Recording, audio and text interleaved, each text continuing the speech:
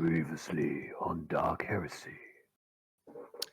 Seigfried, Gaius, and Canni left the name of the bar that I've forgotten to include in the Workers' House district and began to discuss plans for entering the Wendell Lock in search of the target that King Sanchez had sent them after, before deciding to return back to the mansion to plan their assault.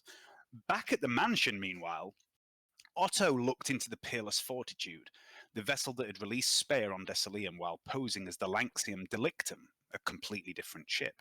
He learned that the Peerless was a ship that had been given to Inquisitor Varrak as a reward for hunting down and destroying a smuggling ring known as the Serrated Query, decades ago, during which time Varrak was gravely wounded, leading to much of his body now being automatic. And you've also learned, of course, that during that time, that's when Inquisitor Varrak met Lord Strophs.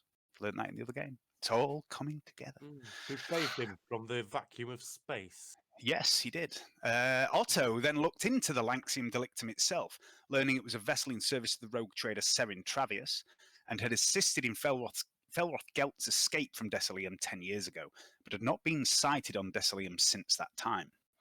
Meanwhile, Veneta wrote her algorithm to search for signs of black orbs or similar artifacts, expanding its horizons to not only search for signs of madness that lead to suicide, but also to seek out any signs of Seraph. Meanwhile, back in the Workers' House district, Gaius, Seigfried, and Canni headed back. I've written that in twice for some reason. Anyway, Canni knew a little about the district. Yes.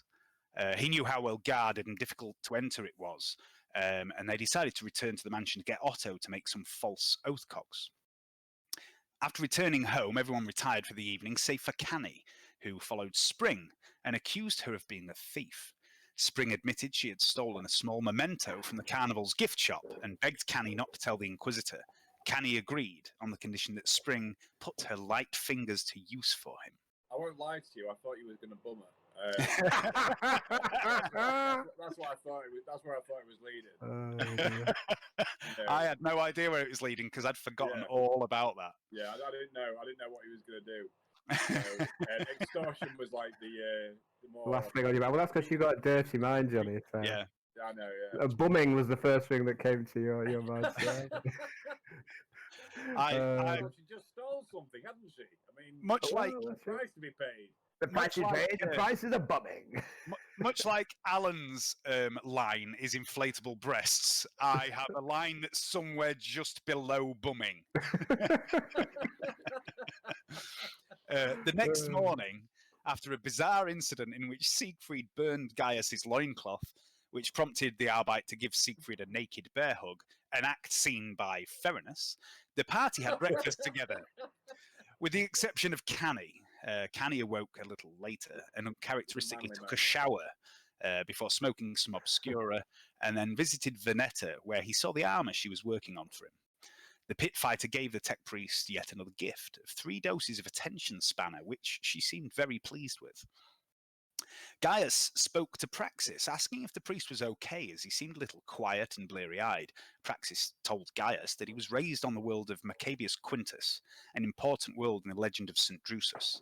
There he had been trained as a black priest, an order of warrior monks, taught not only to preach to the loyal, but to hunt down and destroy the enemies of the emperor. But in his time serving Mesmeron, he felt he was losing his way, and was no longer sure who the enemy was. He also seemed a little frustrated that he was not using his skills to the best of his ability. Gaius asked if he would like to spar, and Praxis agreed, and they headed to the sparring chamber. However, they never quite made it there for the fight. Canni, meanwhile, headed to Missy's kitchen and consumed a huge amount of food and asked Missy who Thomas's father was. Missy told him that she had come from the world of Lugnum, of course the world on which Seraph had gone berserk with Speyer, the demon inside her, had once served a lord known as Lord Asalia, who she described as a kind and generous noble who treated his servants well. And she did not remember much of what happened in that time, but the Lord, his family, and most of his staff were killed by, presumably, Seraph. Mesmeron had found her amongst the dead and taken her in, and revealed to Missy that she was with child, something Missy hadn't realised for herself. And Mesmeron had promised Missy that the boy would be well cared for, and perhaps even one day find a job within the Inquisition. Seigfried headed to the infirmary to visit Trantia, but never really got round to that. He found Gladstock tending to the Inquisitor. Von Morton asked Gladstock how Mesmeron was, triggering Gladstock to get lost in reverie as he recalled Mesmeron's youth, how weak and afraid she had been on joining the Inquisition, only to blossom into the powerful woman she had now become. Gladstock seemed sad to see her reduced to such a weak, frail creature. Seigfried then followed Gladstock to Mesmeron's office through a false illusionary wall and discovered a chamber with wards of runes and wards of binding and other disturbing images on the floor. Gladstock entered a side chamber and Seigfried called out to him and straight out asked the strange agent of Inquisitor Mesmeron exactly what he was. And surprisingly, Gladstock told him. He decided it was time for the truth, being sick of Mesmeron's secrets, as he believes this is how you've all ended up in the pickle you're in at the minute. He ordered the Acolytes to assemble and told the tale of how he had become merged with a vile Xenos shape-changer known as a Slough over a century ago. As the Acolytes began to ask Gladstock more questions, the power in the mansion suddenly went out. Plunged into darkness, Gladstock immediately took command, ordering the Acolytes to adopt defensive positions. Venetta and Canni headed to the generator room, where they found the generator appeared to not be working entirely properly and was no longer supplying power to the mansion. It's around 11 a.m. in the morning. I mean, Canni, you're not massively familiar with technology like this, but this generator it looks fairly standard human tech, and it does appear to have some sort of power to it. There's lights on it, but it isn't running. And Venetta did actually sort of begin scanning that and didn't really understand what was wrong with it. So, as the power went out, Gladstock... yeah, that's all right. We'll carry on from there. So the rest of you are still in the dining room, I think. Or maybe I'm recapping this last bit, I don't know. Anyway, as Canni and Venetta enter the generatoria in the basement, yeah, I'm recapping, Gladstock leads the rest of you from Mesmeron's office where he briefed you, along the corridor to the wide staircase that leads down to the ground floor. He draws his bulky hand cannon as he walks in the darkness, gesturing towards the front door, looming in the darkness beyond the entrance foyer. I shall secure the entrance. Seigfried, Otto. Sweep the ground floor, west wing. Gaius, Praxis. The east wing. Ferinus, Titulos. Secure the infirmary. Protect the Inquisitor. Spring. Check on Missy and the boy. Sweep the floors and ascend through the mansion. I highly doubt anyone has got inside, but we must make sure. I have no idea what effect the power loss will have on the mansion's security systems. And as you move, those of you with night vision, Gaius and Seigfried both have photo visors. Canni has photo contacts. I think Otto has something as well. I believe he has night vision as well. Otto has photo visor. Does he have an Auspex as well? I believe he does. I think he does. Ferinus just has a glow lamp that he attaches to the end of his barrel as he sweeps away with his brother. His brother does have a photo visor. Spring doesn't have a light source. Praxis, who has a kind of shoulder-mounted miniature shrine with signs of the Aquila on, reaches into his pocket and takes out 3 candles, which he lights. He's actually got 4 candles for a little old-fashioned joke there. Not 4 candles, 4 candles. He puts 2 in each side of his mantle shrine, and he gives the 3rd to Spring, and Spring disappears into the darkness. Canni and Venetta. Hello. Down in the basement, the only illumination in the generatory room comes from a few small blinking lights on the machinery itself, but you see quite well with your photo contacts, and you notice that Venetta obviously sees fairly well in the dark too, but you don't see any obvious reason for this. She doesn't have obvious photo contacts or visor or anything like that. Vanetta cautiously approaches the generator herself, peering at it as she edges closer and closer. And she says, "It's on. It's sort of running, but it's also not. I don't understand what I see. There's clearly no power getting through to the rest of the mansion." Shall I try and give it a whack?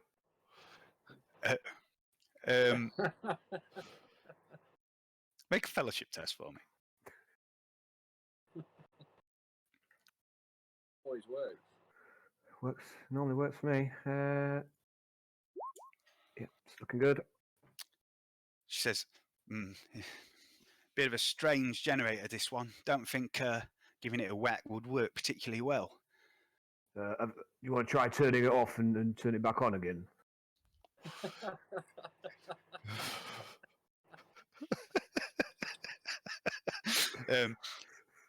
And you can see Vanetta's a bit nervous about this generator. She's not directly interfaced with it or anything yet. She's just looking at it. I would like you, Alan, to make a test for Vanetta. And it's a secret tongue tech test with a +10. Ooh, I can't say I've ever tested one of those before. +10, do you say? Yeah.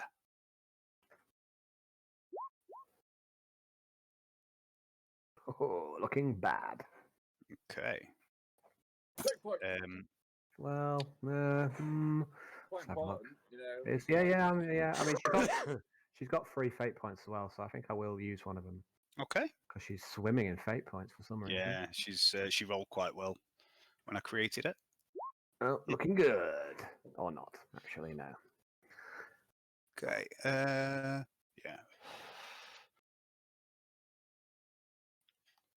Right. Okay. She peers at the blinking lights for a moment, and then just turns to you and shrugs in the darkness and says, I don't really understand what's happening here, Canni. I can't see why it's not working." I like to take out the ethereoscope Okay. and start scanning the generator. And the rig. Okay. Right.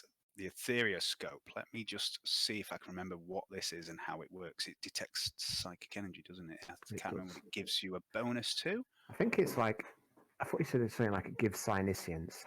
Yeah, I think it basically does, but I'm not sure if it gives any pulses or anything like that. So I'm just going to quickly find it. Won't be a second. Give me your ethereoscope. Yeah, while I'm scanning, I'm going to light up an IO stick. Okie dokie. Ethereoscribe goggles. Are they the same thing? They are. Okay, so they give you can see living creatures and warp creatures through solid objects. Grant psiniscience or +10 psiniscience if you already have it. If you view a demon, you can gain insanity and corruption. So give me a psiniscience test as if Canni was a psyker. Okay, so that's perception. Mm-hmm. Yeah. Wow. You peer around the room with these goggles, and you notice you've got a vague understanding of how certain tech works, or specs and the like. You notice it doesn't pick up Vanetta and your own self as you pass it across your hand. And it also doesn't really seem to pick up the generator or any power source or any cabling, so it's obviously not picking up any tech of any kind. But you see flickering vaguely around the outline of the generator a soft blue glow. Yeah, Vanetta, have a look at this. Seems to be giving off some sort of aura on the psychic spectrum. Okay, she takes the device from you, looks through it for a moment, scans it over the generator, and then steps a little closer and around the generator to one side. and begins tracing it along the wall. And you see as she does, she's tracing cabling through the wall. And these cables seem to have a very slight psychic signature. And every now and then, certain parts of the wall, a lot of the furniture and other devices in the room don't have this signature, but a lot of the wall and the floor and the ceiling does. But it's a slightly different colour. It's a slightly darker blue on the cabling and the generator. Excuse me a second. I'm just... Oh, sorry. So as you're doing that, let's switch to... I need to find where people are. So there. Can't remember where I said you were now. I think you're on the ground floor. The entrance, wasn't it? Yeah, Otto and Seigfried are somewhere around here. Oh, it's Praxis and Gaius. I found Praxis and Gaius first, so we'll deal with them first. Praxis and Gaius on the ground floor. You should be able to see yourself on the map, Hayden. Somewhere in the mansion. Bill. Where's it gone? Oh, it keeps his spirit. Stay. I see. Keeps zooming in too much. I see two people. Who are those two? If you zoom... Yep, that's me. Yeah, okay. So this is where you begin. You were told to sweep the east wing. This is the west wing where you are. The big sort of checkered blue and white bit in the middle is the central entrance. The east wing is obviously over to the east of that. So, I mean, you were told to go east, but you can go wherever you'd like. Just show me, drag yourself and Praxis across to wherever you'd like to be. East.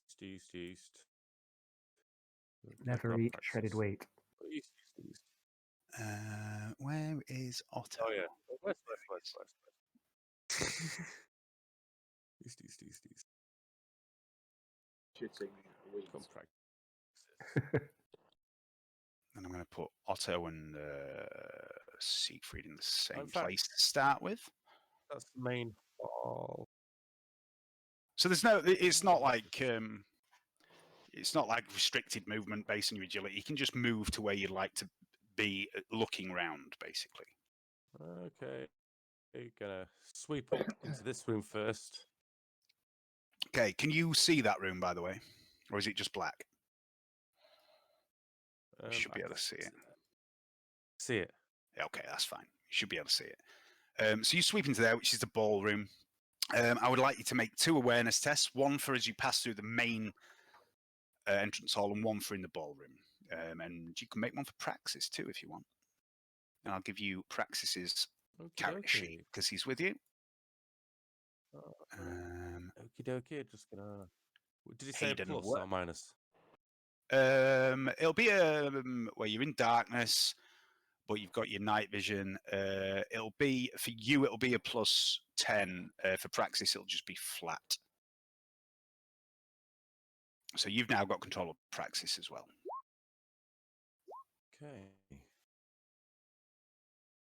Okay. So you don't notice anything untoward in the hall apart from Gladstock, who is here, sort of heading down towards the entrance. With Spring. Oh, what have I done? Make a... Oops. Okay.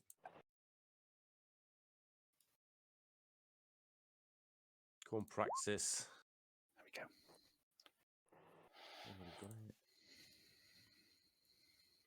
The second was Praxis, the first one was me, so no and no. Okay. Just find Spring. I don't see anything, Practice. So that neither of you notice anything untowards in the entrance hall. I need you to do another 2 for the dining room. I just put Spring on the map. I'll do something for Gladstock and Spring.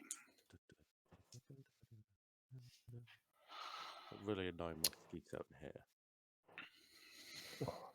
Oh, don't you just love it when the temperature starts to increase? Welcome back, mosquitoes. Okay, so is that all 4 of yours done it? Or One. is it just 3? Okay. That's the last one. Okay, so as you're heading into the dining room,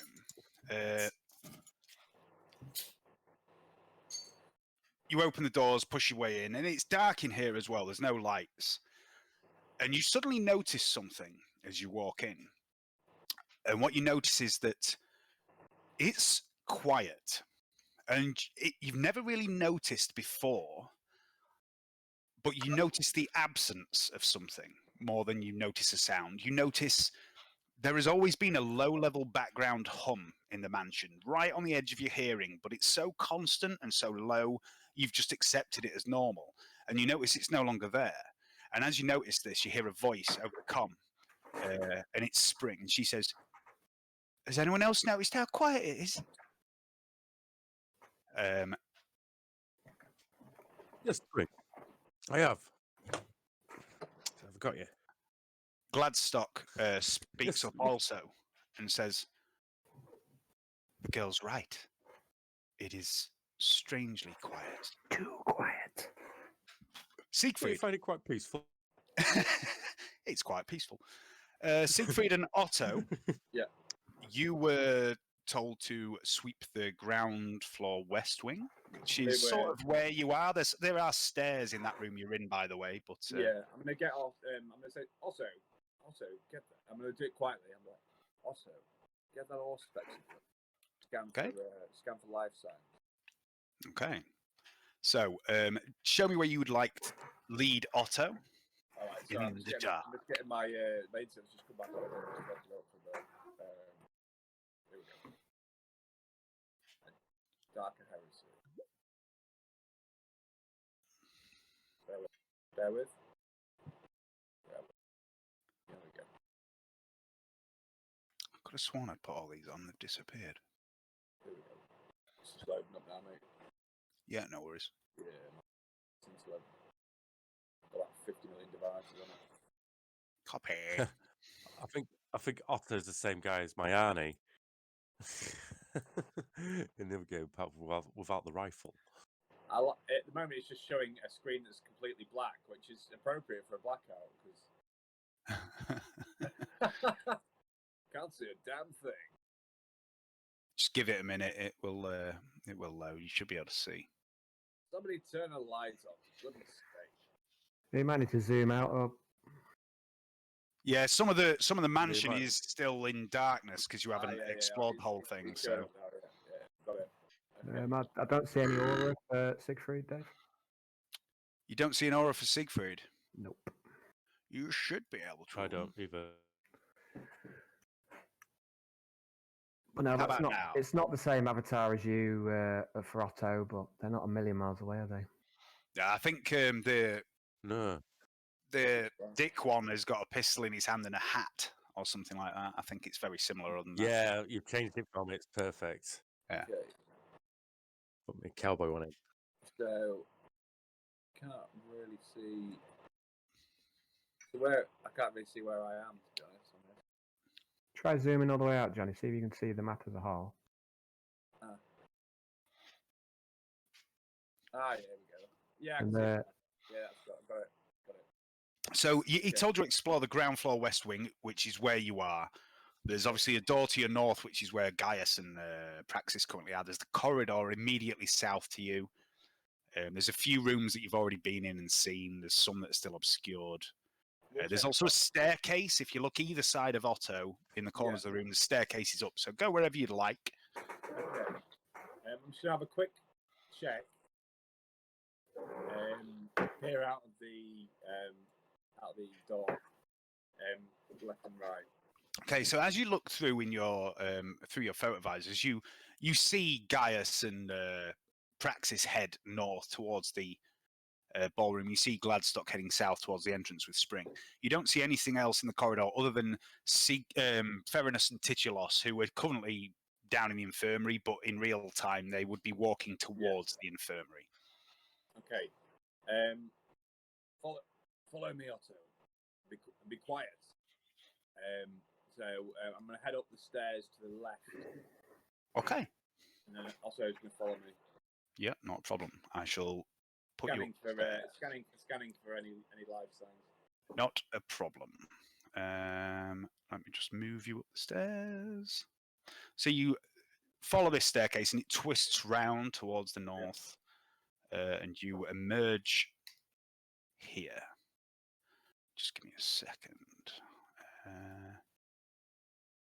Onto the first floor. You might have to zoom right out again and do the same bollocks. Yeah, I can see it. We've come straight away. Straight from yeah, I haven't set the dynamic lighting on here yet, unfortunately. Okay, I'm going to... just a sec. Let me just uncover the rest of that corridor. There you go. Oh, look, there's two Seigfried and Otto for some reason. I don't know why that is. We're being hunted by ourselves. Clones. Okay, so that's where you are at the minute. Give me a perception test at +10 for you, because you do have your night vision on, and also give me a tech use test at +20 for Otto.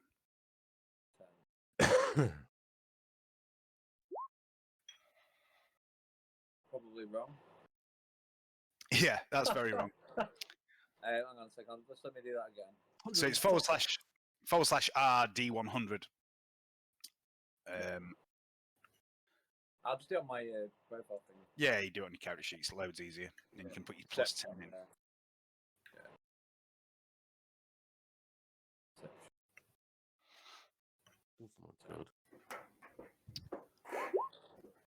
Okay, so you don't see anything. It's just a corridor. There's nothing untowards here. Give me a tech use test for Otto as well. It'll be a +10 actually.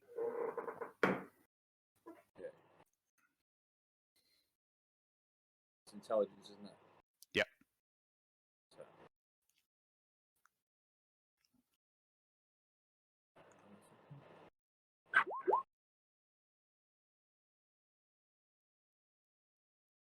Okay, Otto looks at you, just shakes his head. He's not detecting anything. Okay. Okay, Canni and Veneta. Back in the basement. Way over here. There you go. I've put you back in the basement. You can actually see where you are now. Mm-hmm. So this big contraption in the left corner of the room you're in is the generator itself. Excuse me. Gladstock's voice comes on the comm once more. Can he go? Yeah, Big Bone Les is in the armory there. And he says, Agent Calamere, any joy with the Generatoria? And Veneta replies, No, Gladstock, it's kind of on, but I don't know. It's got some sort of psychic signature.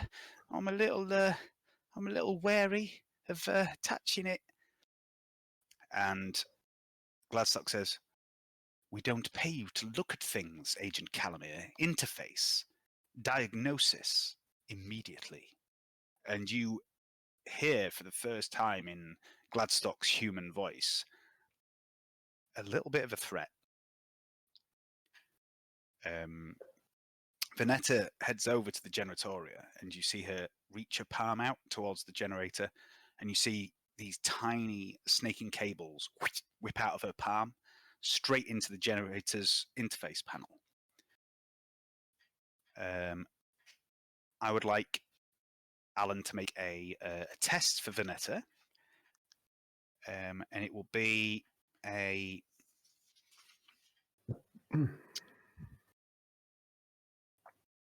Where are we?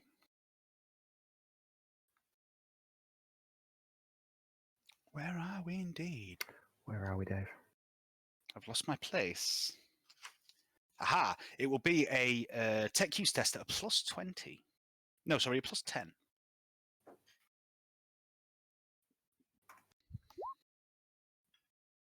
Bah.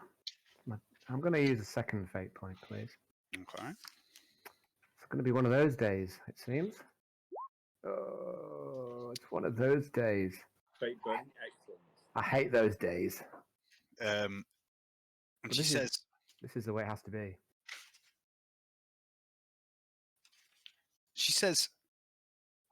I don't know what's happening. There's power going from the generator to some of the mansion, but I can't quite see where it is or what's causing it. And you notice her voice is beginning to stutter a little, and she seems to be struggling to speak. Has Hayden drawn on some fucking... I don't know, what's going on there? No, never mind. No, just forgive me. Okay. And she says, disappeared. I don't know, there's like... I think he drew on some nipple tassels onto Canni, I think.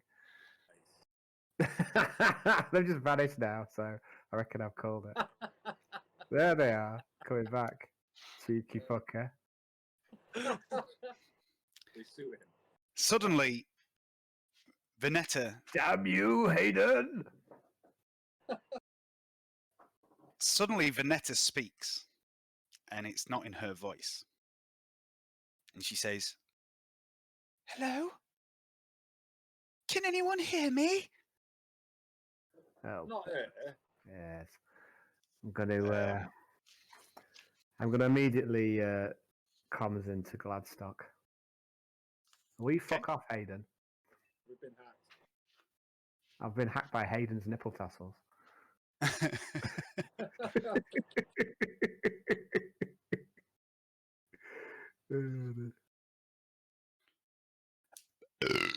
Right, I'm gonna immediately comes into Gladstock.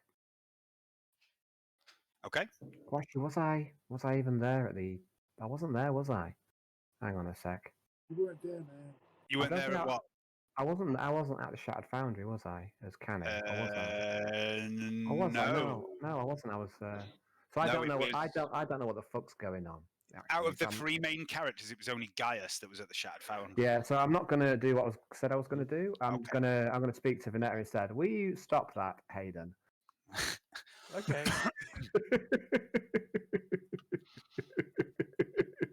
Giving Venetta a bleeding minge now. He's trolling me. And it's working.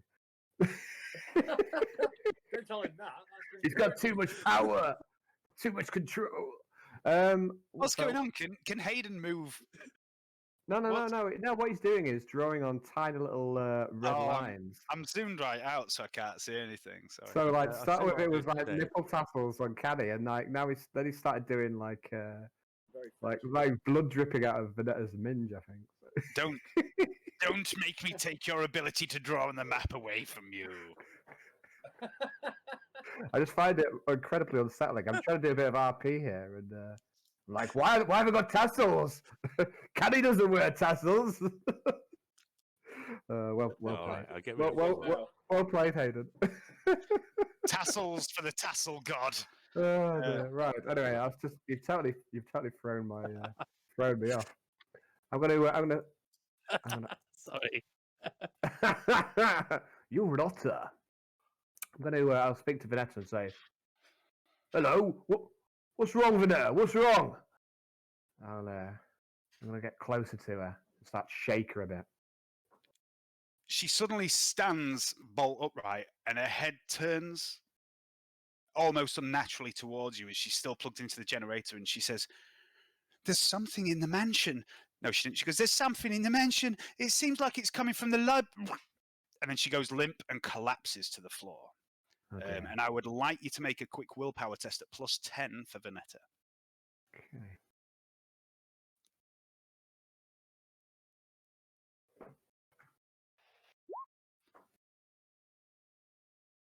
Oh no. Fail. Okay. Just fail. Roll a Look D5. at that stream of red. D5. Welcome to my world, Alan. I don't like it here. Bonetta gains 3 insanity points. Oh no, Oh no. that's enough. That's enough to tip her over to 11. We'll deal with that later. Okay, I'm gonna. So this she's still ported into the generator, is she? She is, but she's now collapsed on the floor. So is that what's that port thing? Is it kind of like It's like a Oh. miniature mechadendrite. I don't know. I can't decide whether to yank her out now. Probably do more harm than good. I'm gonna leave her. I think. Canny's not quite at the stage of ripping out a bloody mechadendrite, so I'll leave her and I'll comms to Gladstock now.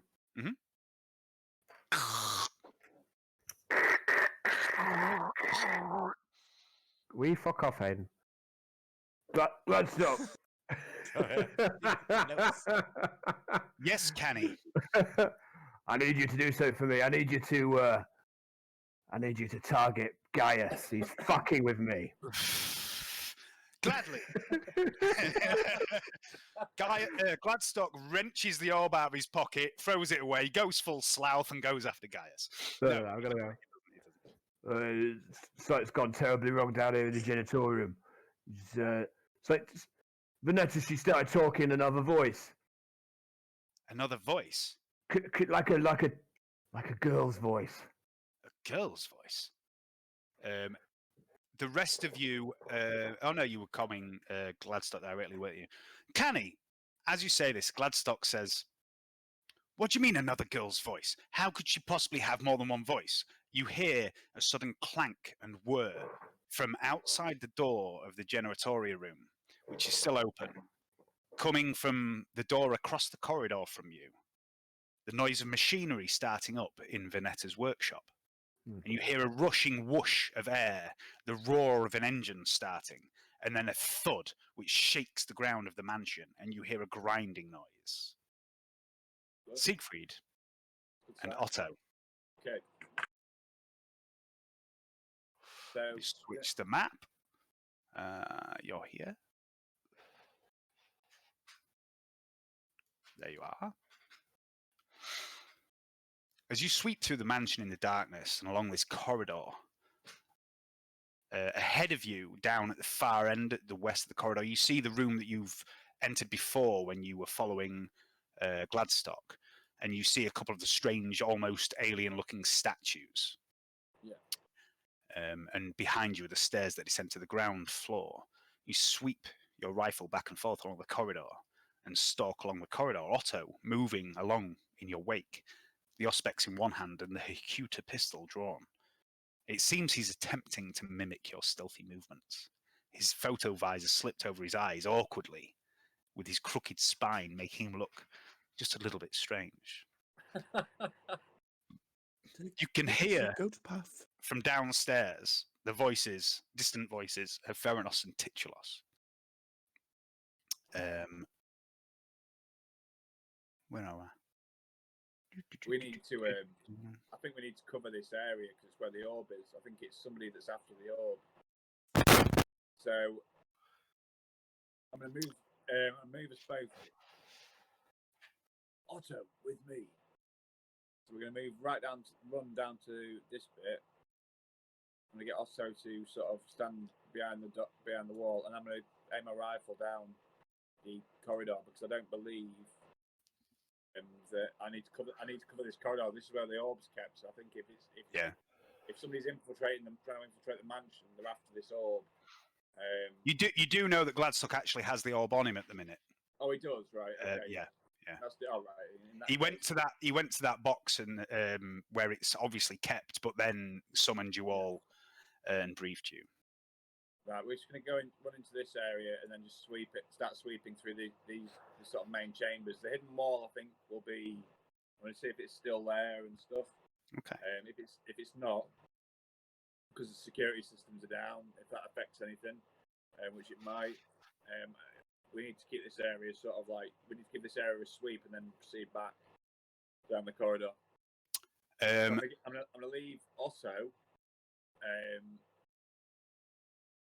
Also, cover this hallway. Give me a comms me if anything comes down that hallway, and I'll be back at you in a second. Okay, and then I'm just gonna basically head into this area here, like. Mhm. So, and just start doing a sweep, sort of like moving quickly, but like just sort of looking at everything and just scanning.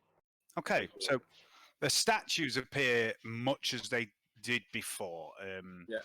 They look like they're maybe trophy statues taken from various worlds, different alien species, things like that. And you don't recognize any of them. Suddenly, as you reach this door, you hear a sound and you feel vibration coming up through the floor beneath your feet. I would like you to make a awareness test, sound based, and I would like Otto to make the same test, but at a +20. Okay, so awareness. So I don't get a plus. I don't get a plus for this, do I? Mm-mm. Is it half or? No, it's just a Sound straight awareness test Okay. for you, and a +20 for Otto, because reasons. Okay, so you know fuck all. So he gets +20, doesn't he? Mhm. Let's see. Awareness is pretty shocking. +20.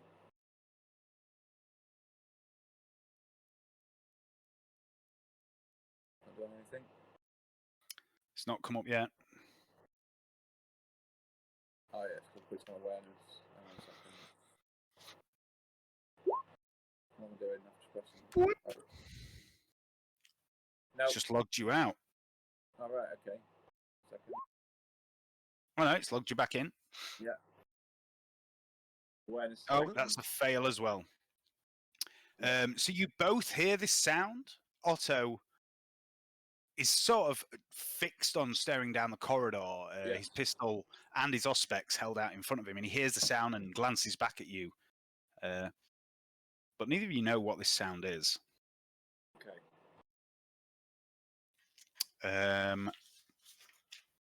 Gaius and Praxis. I'm going to ask Praxis if he wants a great axe before we go any further. Praxis, would you like a great axe? He hefts in his hands his mace that he's Mighty wielding, mace. which I've just is looked at the stats on it. Pretty good. yeah, it's a 2d10. pretty good weapon. It's 10, basically a 10, great 0. mace. Yeah, it's basically a non-mono great mace. I don't know what the great axe is that you've got. He says, "I'll stick with this. Thank you." Be a 2d10 penalty. Yeah. No worries. No worries. He Right, likes his shall we, mace. It's got an carry on Aquila with the head, geese so then? okay. Yeah, Aquila top mace. So you let's put you back on the ground floor. Here we go. Back on the ground floor.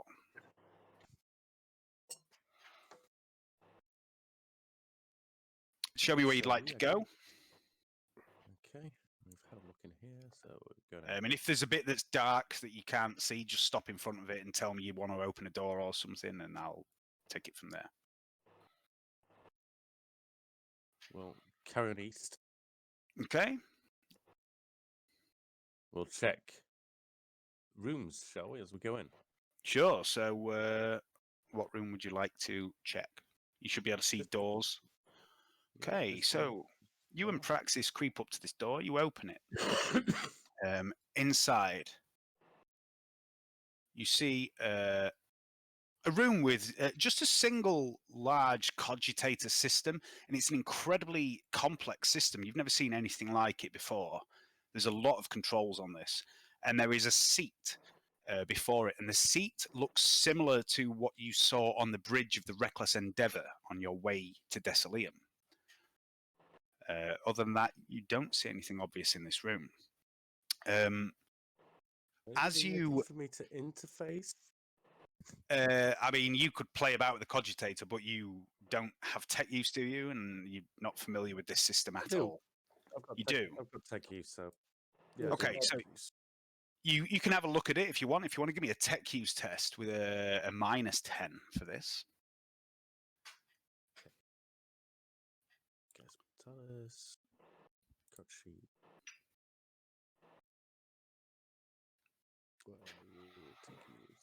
There we are. -10.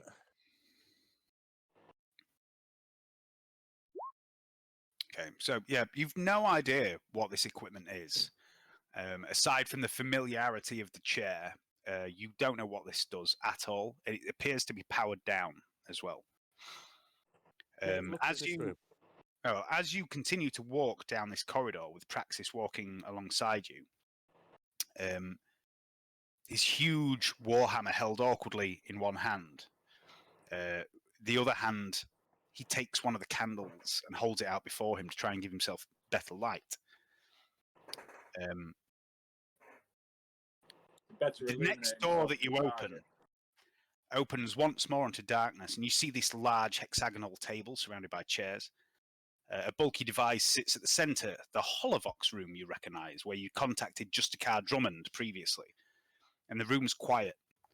But as you peer into the gloom, the Holovox terminal bursts into life and displays translucent three-dimensional images of you and Praxis. Scrolling alongside this image at an incredibly rapid pace is a stream of text. And it's almost too fast for you to read and see, but you realise as you glimpse at it, you recognise the occasional word and phrase as it scrolls past incredibly rapidly. And you realise what you're looking at is Inquisitor Mesmeron's file on you. It details your place of birth, missions you have been on for her, everything about you. But the image blurs by incredibly fast, and you find it hard to make any details out, and then it shifts and takes on the form of Praxis, and his own data begins to scroll past at a rapid rate. Make an awareness test for both you and Praxis at -20.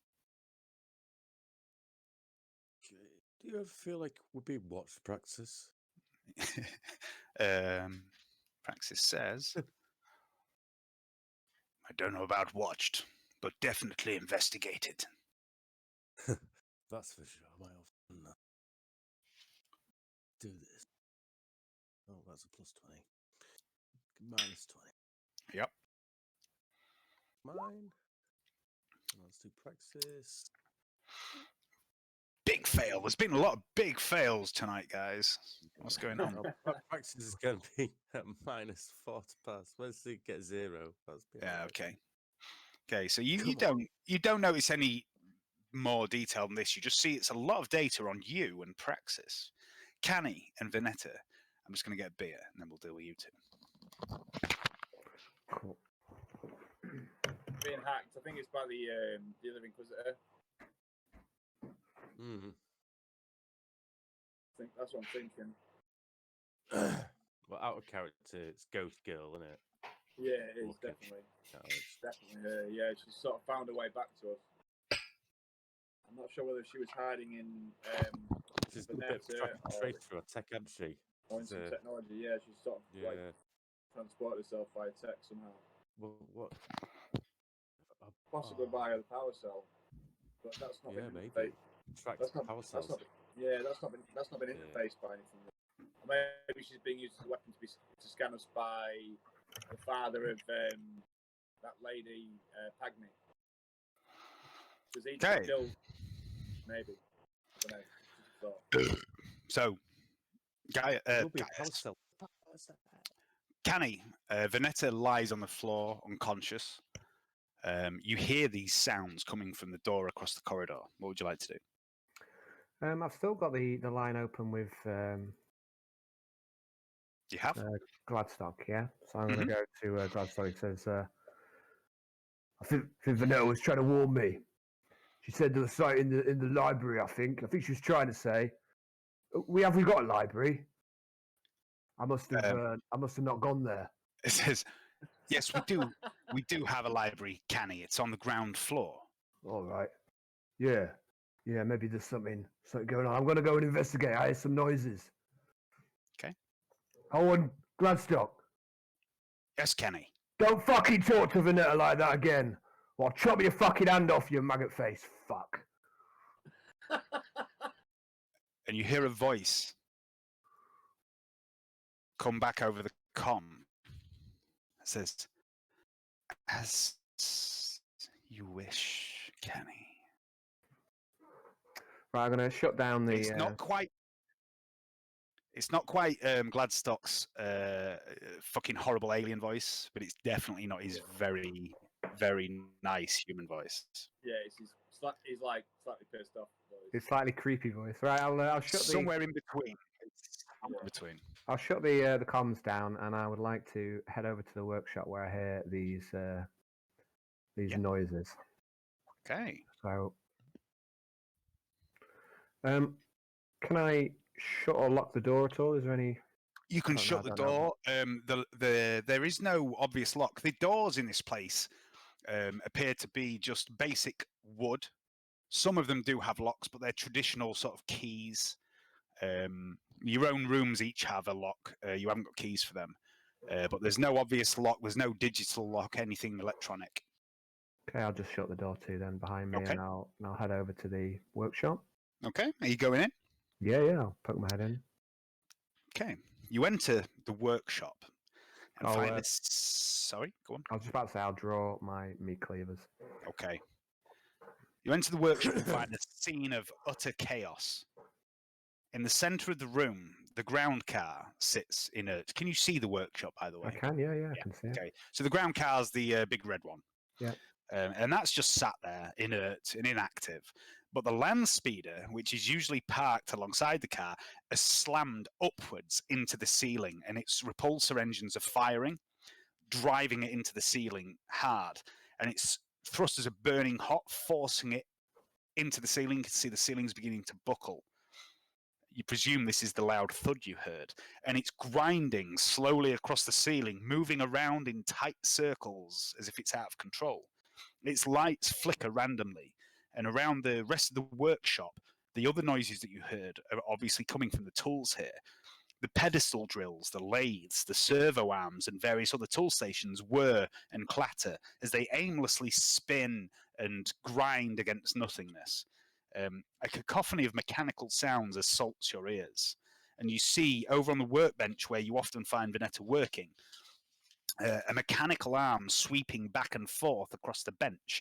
Pale blue light flickers from the end of an optical device, a bit like a mechadendrite, and plays across the blueprints and partially completed items there that you've seen Vinetta working on. Make an awareness test. It's not based on any particular skill set, but it will be minus 20.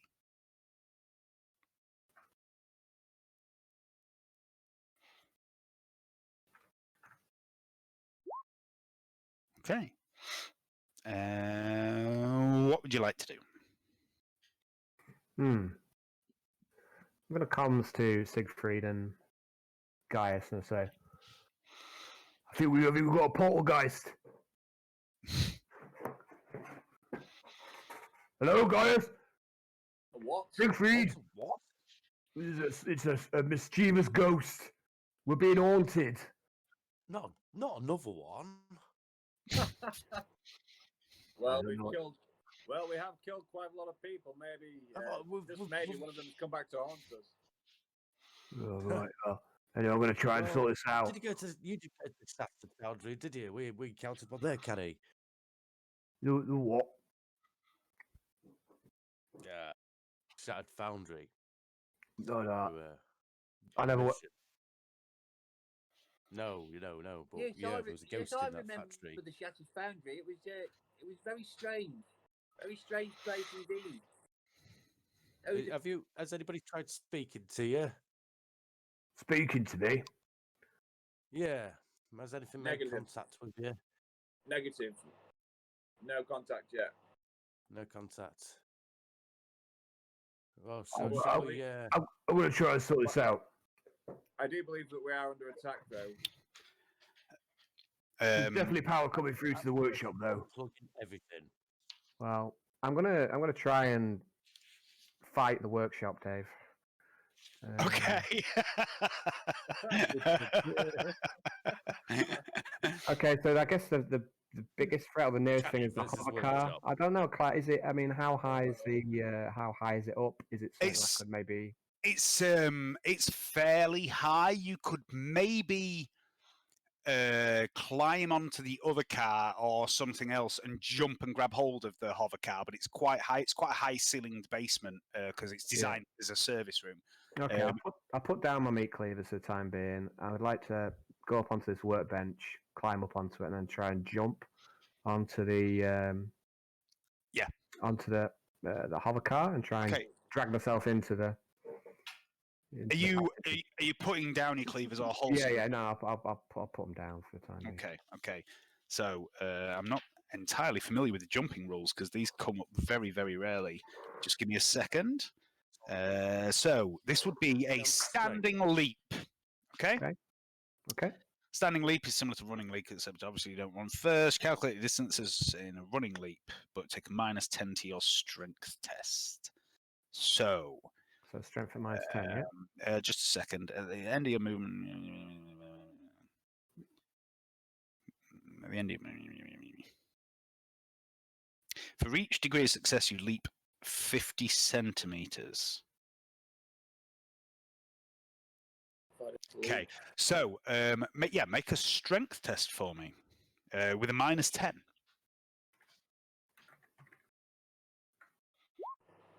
Okay, that's a fail. 1 degree of failure. So, oh no, that's not how it works. I've misread that. You leap a number of meters equal to your strength bonus. That doesn't make sense.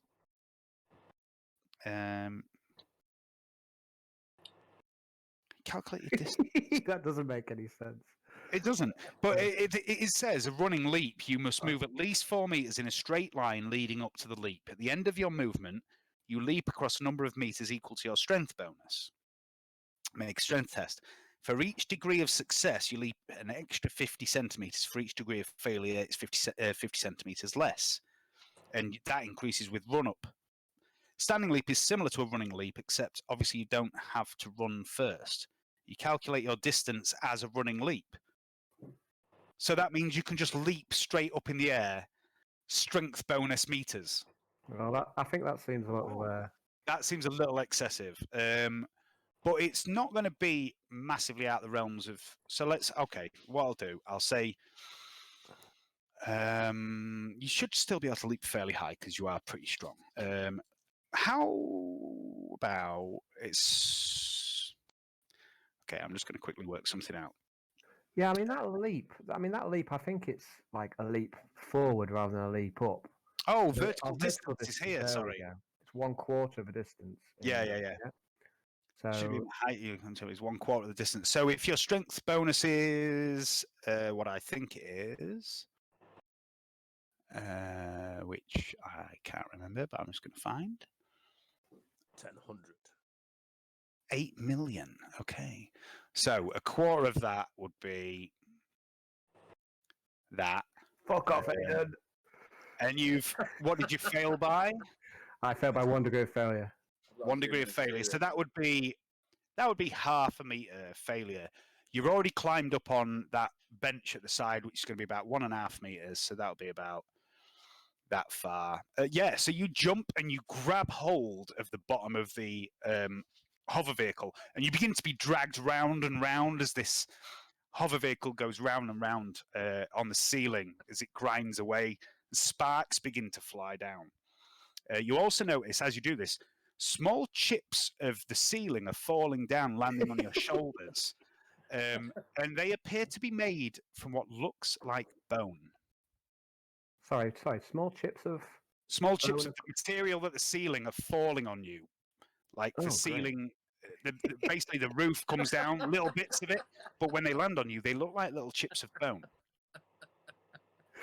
Oh, dear. Okay. Oh, dear. Right, I'm going to try and drag myself up and pull myself into the inside the car itself. Okay, so make another strength test. Oh, dear. Just a straight strength test this time. Okay, it's looking good this time. So you drag yourself up onto the side of the hover vehicle, and it's not open top to this thing. It does have doors. The doors are currently shut, but you're standing on the running plates at the side of the hover vehicle. What would you like to do? So you say the doors are shut. Are they locked? I'm going to try and open the door. I drag myself up, open the door, and climb into the car. Okay, so you wrench the door open and jump inside. What would you like to do once you're inside? No need to roll for that. Okay, I'm looking around. Is there any key in the ignition? What do I see? I mean, It's obviously powered being up. Powered. but It's what- powered up. Uh-huh. It's running. You've never driven this thing. You don't know how to drive it. You're not even sure how to start it. You have seen Veneta and just Veneta drive it. I think maybe Gladstock, and you know it was that they basically accessed it with like an access panel where they punched a code in the center console. But other than that, give me an intelligence test. This will be good. One of my stronger Hmm. suits. Okay. Yeah, I mean, you get the idea that there's certain controls you recognize. You know, there's a big wheel. Well, not a wheel, but it's more like a flight yoke, two-handed flight yoke that obviously steers, and you know there's a throttle. But you don't know anything else. The throttle you see is partially open, so it's pushed up about 10-15%, and the wheel is wrenched right over as far as it'll go at the minute. I'd like to pull out meat hammer. That's not a euphemism. That's not a euphemism, Johnny. Oh, and I'd like to. Oh my word! It's like Joseph like fucking Oh my lord! What are you doing, Canni? Now's not the time. Oh, you're under attack. Oh my god! He must be backed up for weeks. Okay, I'd like to pull out meat hammer and I'd like to shoot the console at a point blank range with it. Where would you like to shoot? Would you like to shoot at the controls, the throttle area, or at the center console where the sort of access panel is? The center console, please. Okay. There's no need to roll for an attack on this unless you get any sort of bonus with meat hammer. It's a point blank shot on a non-moving target that's inert. So if there isn't anything like accurate or the scatter, isn't there? The scatter, yes. Yeah. So give me a roll to attack. It's going to hit anyway, but this will determine the number of hits. But it's point blank, so plus 30, plus 10 for single shot, plus 40. Mobile. What about a mobile? Oh, a mobile, so another plus 30. So yeah, plus fucking 70. Plus 70. Yeah. We like. I'm bound to get this roll. I've got 3 degrees of success. Okay, 3 degrees. So that will be a total of. Is it 2 for scatter? I think it's every 2 degrees extra. Every 2. I believe. I'm not. Yeah, I think you're right. I don't know. I think it is. So that'll be 2 hits. I think it's 2 hits. Yeah. So let's have a go then. Damage 2d5 plus 6. So that's 12. And it's tearing as well. I'll try again then. That's not right. Or is it right? Am I rolling there or is that a roll? Yeah, I think you are. Yeah, I think you rolled are. 12 twice. Okay. So that's the first one is 12, and the second one. Oh, and that is a 10. I believe you rolled a 10 there. Yeah. Okay. So 12 and a 13. Yeah, you're right. That's What is it? 10? It's a 5, is what it is. Yeah, it counts. 5, I see. It counts as a 10 though for the purpose of critical damage. So I roll it again. Yeah. Yep.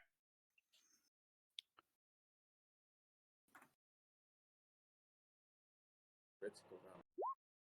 4 degrees. Okay, so that's another hit from Meat Hammer. So roll another d10. Sorry, roll damage again, rather. 11. So. Okay, so a total of 36 damage. That's going to do it. You blow out the center console, and the hover car just goes and crashes into the deck. I'm just going to randomize something. And it comes down on top of the ground car and just smashes through the front window. The long sort of pointy prow of the hover car smashes through the windscreen of the ground car, and it stops. I need you to make a toughness test.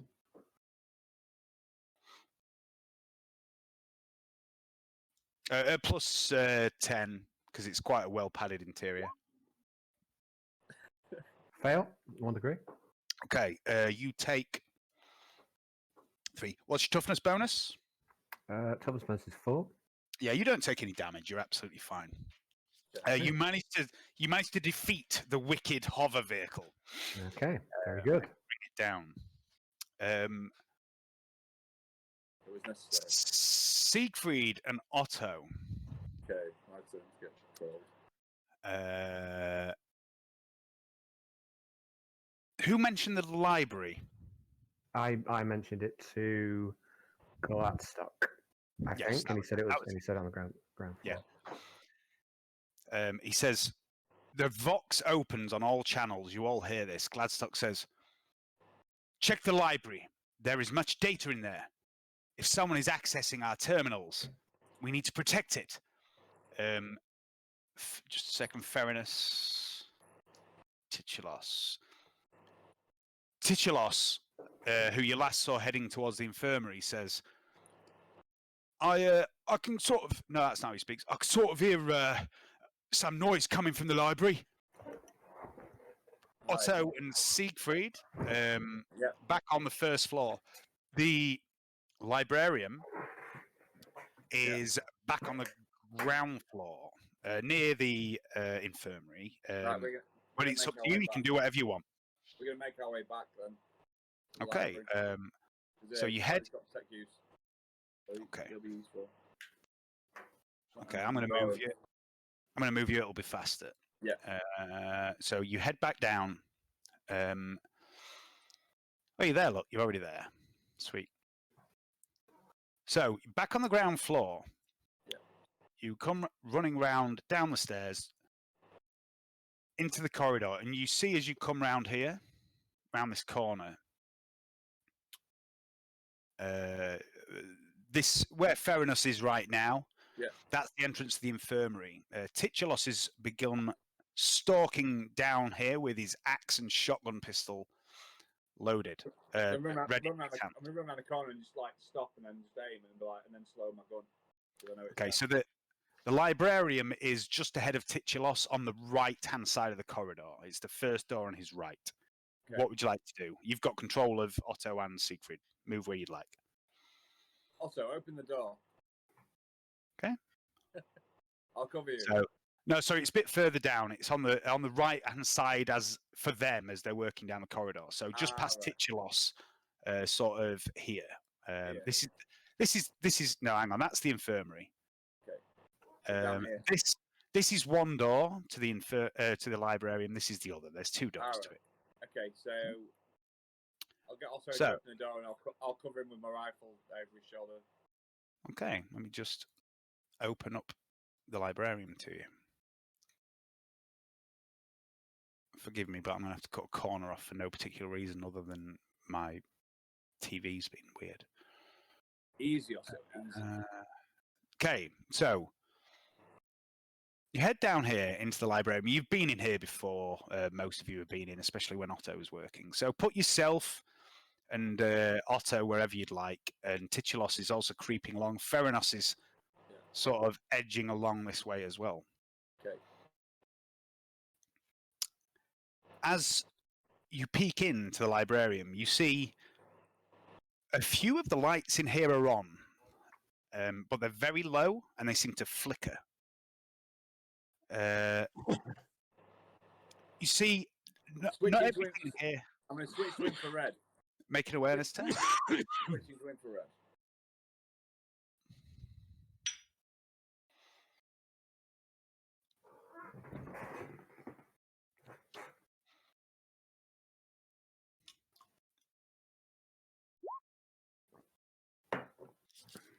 I'm going to use a fate point for that.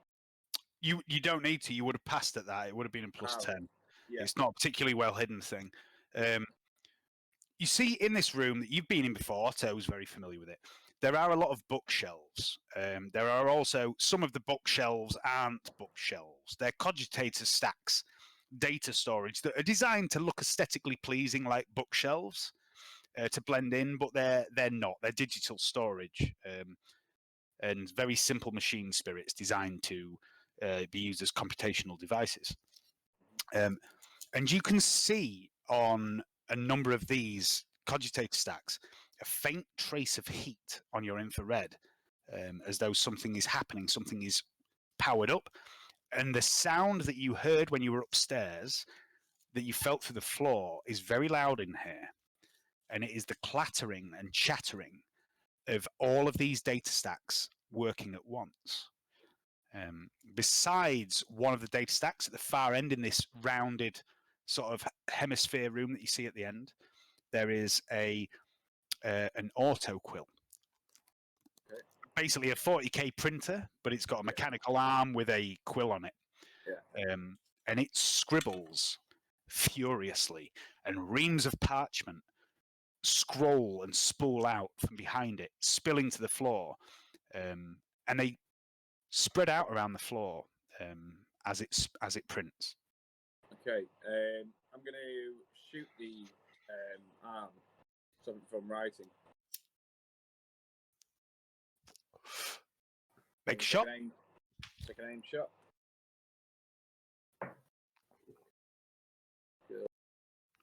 You'd get enough pluses for that to be a hit, Yeah. with at least 2 degrees of success. So give me some damage.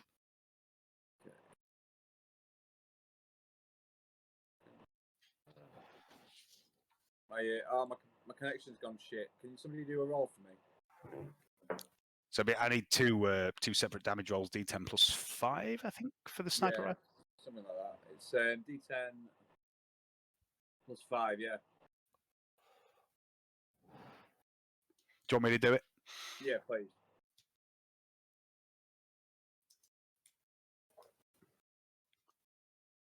Oh, what the hell just happened? Roll 20 just went a bit weird. D10 plus 5, first one, and the second one. Okay, so 18 in total. You blast this arm off, and the autoquill, what's left of it, powers down, but you can still see on your infrared the cogitator banks are working incredibly fast. Otto, shut them down immediately. Otto enters the room, says, yes, Seigfried, and rushes over, and you see him reach to the back of his head and pull a thin cable out and jack it into one of the terminals. Johnny, are you back in roll 20 yet? Not yet. Yeah, I'm in roll 20, but it's just not working. My connection switched. Have you got any dice? I don't know where they are. Okay, does 1 second. I'll just see if I've got them. Yes, I do. Yeah, somewhere. okay. Got a D10. You can roll a D10 twice if you want, if that's easy. Yeah. So give me a willpower with plus 10 roll for Otto. 44. That's a pass, I think. It is, yeah. Yeah. Okay.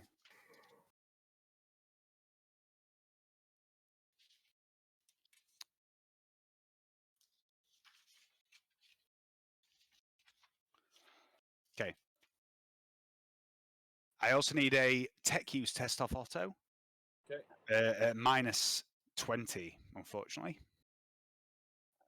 61, that's a fail, but I'm going to use a fate point on that. Okay.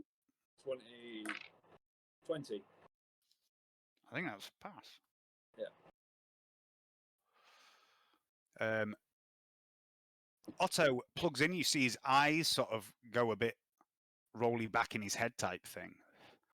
And after a few moments, the cogitator stacks power down, stop clattering. The pool of parchment lies, the pile of parchment lies in a big heap by the autoquill. We should investigate it. So we're gonna go over. I'll cover you. Also, go and investigate that. I'll cover you. So I'm gonna move up closely behind him. Okay. Scanning and looking all around. So you keep an eye out. Make an awareness test for me, please. Plus 10.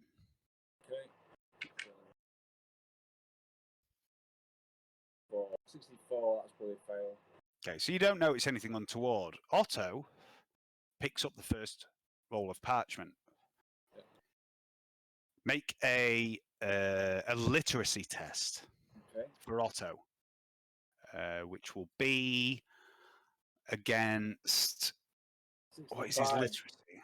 That's a fail. Otto's got 1 or 2 fate points. He's got 2 fate points, I He think. needs his next fate point to find out what's been written. He's got on 3 it. fate points. Yeah. So 20, 29. So it's 29. Yeah, it is. right. Otto picks up the parchment and begins reading, but before he does, he says, "The spelling, punctuation, and grammar of this is absolutely impeccable. However, the handwriting appears poorly developed. Not the usual neat cursive produced by such machines." And he goes on to read. And he says, "Why, this is most interesting." And I'm just going to put this out because this cigarette is burning bizarrely. What is going on? Right. And he says, Sorcery. "Subject, Lord Seigfried von Morten. Second in line to the seat of the von Mortens. Place of birth, Granithor, Tomb World. Date of birth, 433-766 M41. Age, 49. Status, deceased. Cause of death, execution by hanging.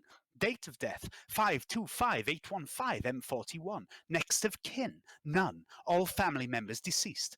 Confirmed associates, Dick Pincher, Aristocras the Seer, Giulietta Tursk, Gnaeus Lucilius, unknown female, 15 years old, suspected pariah, suspected associates, Seth the Voice, Maxim Den, Commissar Kalos Lang, Noana Zankis, Felroth Gelt, Jason Mornier, Lauren Kazir. Current status, classified. Additional notes, classified." Bullshit.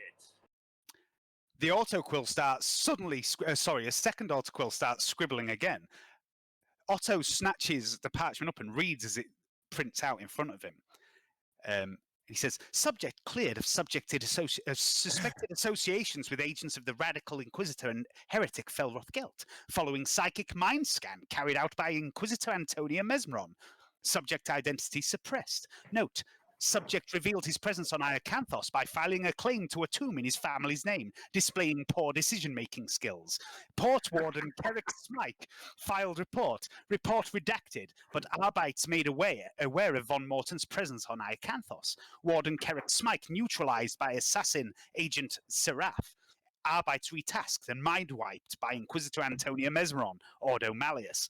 All relevant files purged by Acolyte or Otto Krasmark. I have no memory of this. Subject recruited by Agent Seraph, interred into the House of the Whispering Hand. Combat performance, excellent. Cognitive process, low.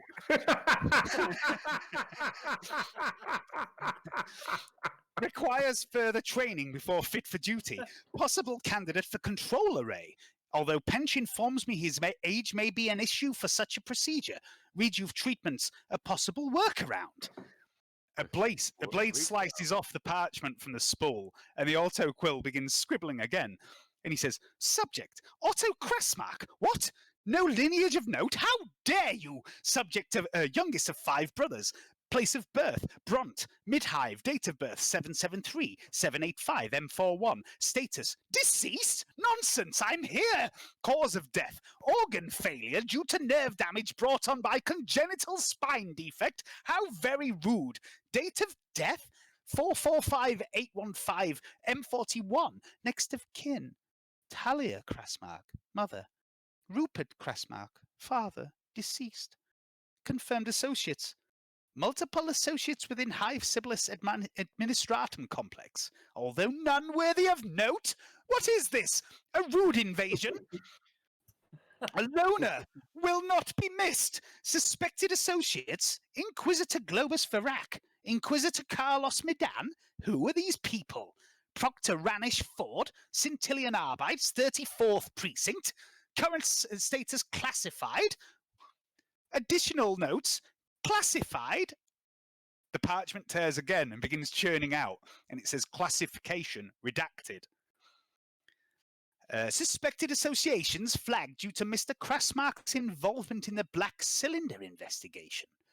Krassmark was, in fact, the adept responsible for noticing the irregularity in the shipping manifests that led to the Arbeits raiding Gunmetal City and finding the cylinder, subject recruited by Agent Seraph, psychically vetted by Inquisitor Mesmeron, Ordo Malleus, seemingly overlooked for recruitment by Varak. Perhaps he disliked the idea of competition. It seems Otto was stuffed inside a crate on Bront by his brothers as some sort of practical joke. By the time he escaped his confinement, he was in the cargo hold of a bulk trader bound for Scintilla. Well, I remember that all right, but I don't remember the rest of this.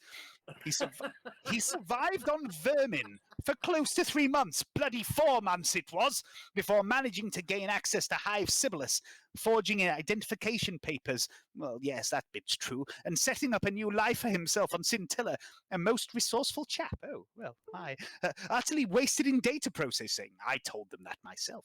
Combat performance, suboptimal, but shows promise despite his physical limitations. And he tries to stand up a little straighter with his crooked spine. And then he smiles and says, cognitive process, unusually high, further enhanced upon recruitment. What? Note, seemed unusually resistant to psychic screening. What is this? And then the autoquill stops. Canni. Hello. You've successfully wrestled the hover car down to the ground. You're a little dazed, but, you know, no long-term effects, no fatigue, anything like that, no stunning. What would you like to do? I'm going to get out of the car. I'm going to sheave meat hammer. Mhm. I'm going to look around for other things to fight. Swinging door, I like it. Am I missing my turn? I'm going to come back to you in a second. Oh, okay. I'm just going to deal with Canni. Let's finish it off. Okay. I'm suddenly getting old Johnny's rolls come through on Roll20 from earlier. Okay. We're all 100. So, you see all sorts of things. There's, let's have a look. Here, there is a mechanical arm here that appears to have some sort of grasping device on it. And then down here, this is Venetta's workbench. And this has got the device that is basically an optical device that is sweeping across various items, including your mesh armor and a few other bits and pieces like a mechadendrite and the plans for the pistols she was designing. And it seems to be scanning these. Okay, I'm going to walk up to the workbench and I'm going to punch the optical scanner. It's just going to punch it. Okay. Make a weapon skill attack. I'll do a charge and punch then. Okay. So plus 30. Is it mobile? Plus 60, yeah. I mean, it isn't immobile, but it's not capable of dodging really. So, okay. So that's a fucking solid smack. Give me a roll for damage. I can barely miss there at plus 70 though, Dave. Or plus 60 rather. But it's an unarmed strike, yeah, if you're punching it. So that's D5 minus 1, is that right? Yep, plus your strength bonus. Okay, D5. Critical hit. Ooh.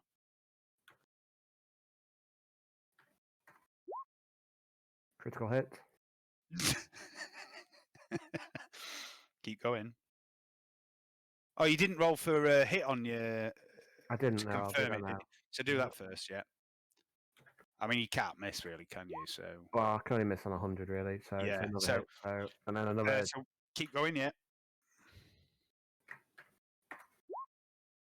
Okay, so that is 28 plus 10, 38 damage. You drive your fist into the... Hang on a sec. Just in the interest of purity, I think I have crushing blow, which I think will. That just plus Oh, 2 yeah, damage. that's plus 2, damage. so 40 damage. That's a record for a punch from Canni.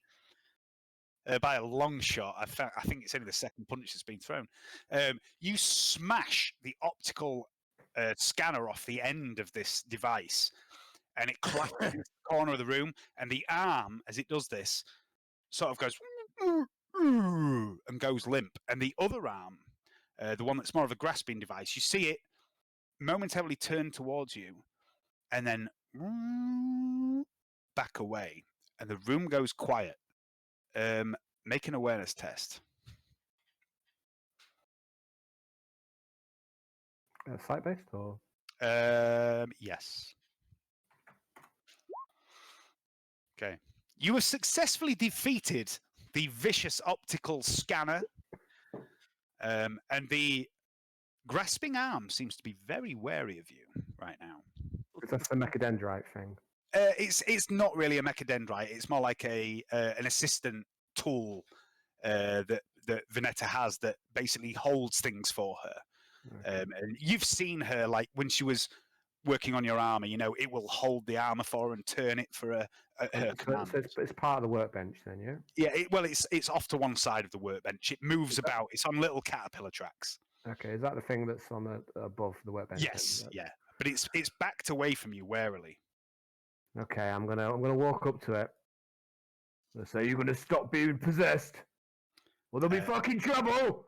And it just inches away from you a little bit more, rolling back into the box device that's the blue box that you can see behind it.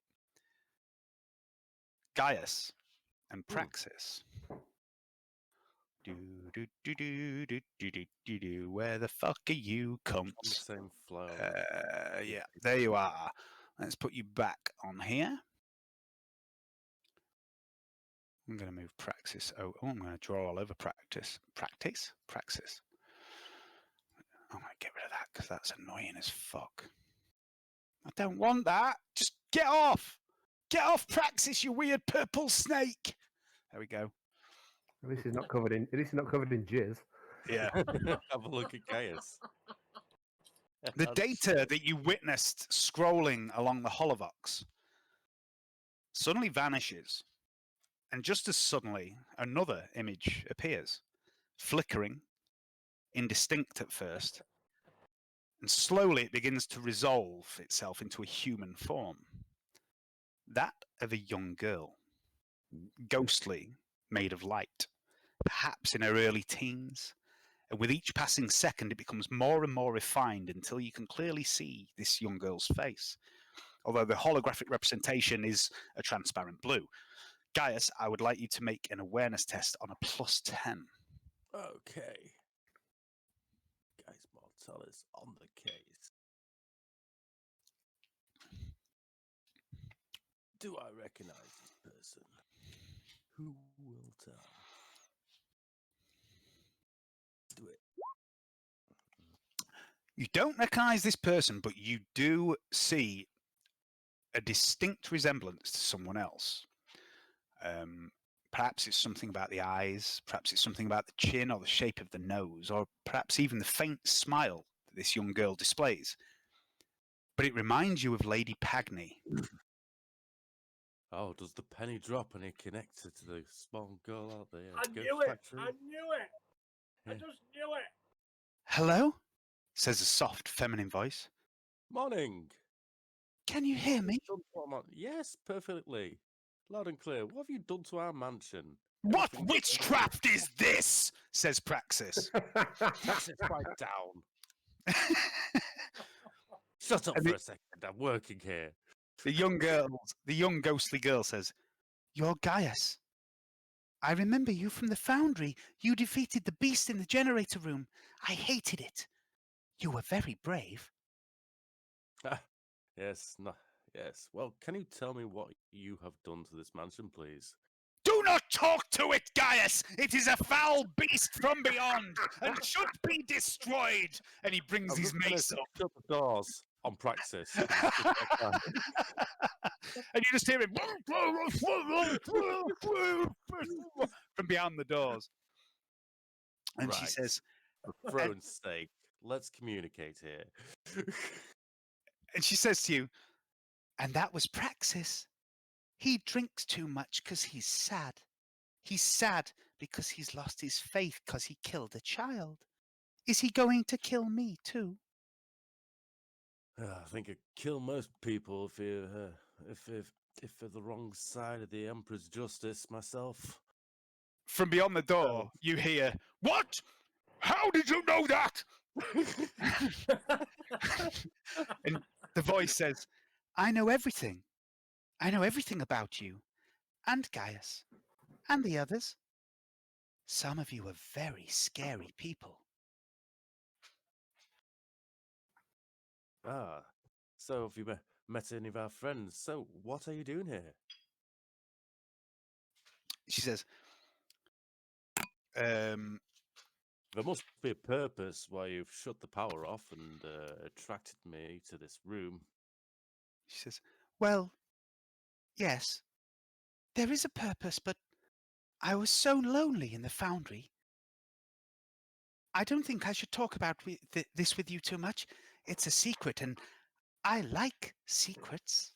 Oh, you keep your secrets. But I if have you're- to go. He's not a keeper of secrets. Well, can you turn the power back on before you do? And she vanishes. Okay. Okay. Right, just give me a moment, because this is all random order of the way I've printed it out. We've done that bit, we've done that bit. That bit didn't happen.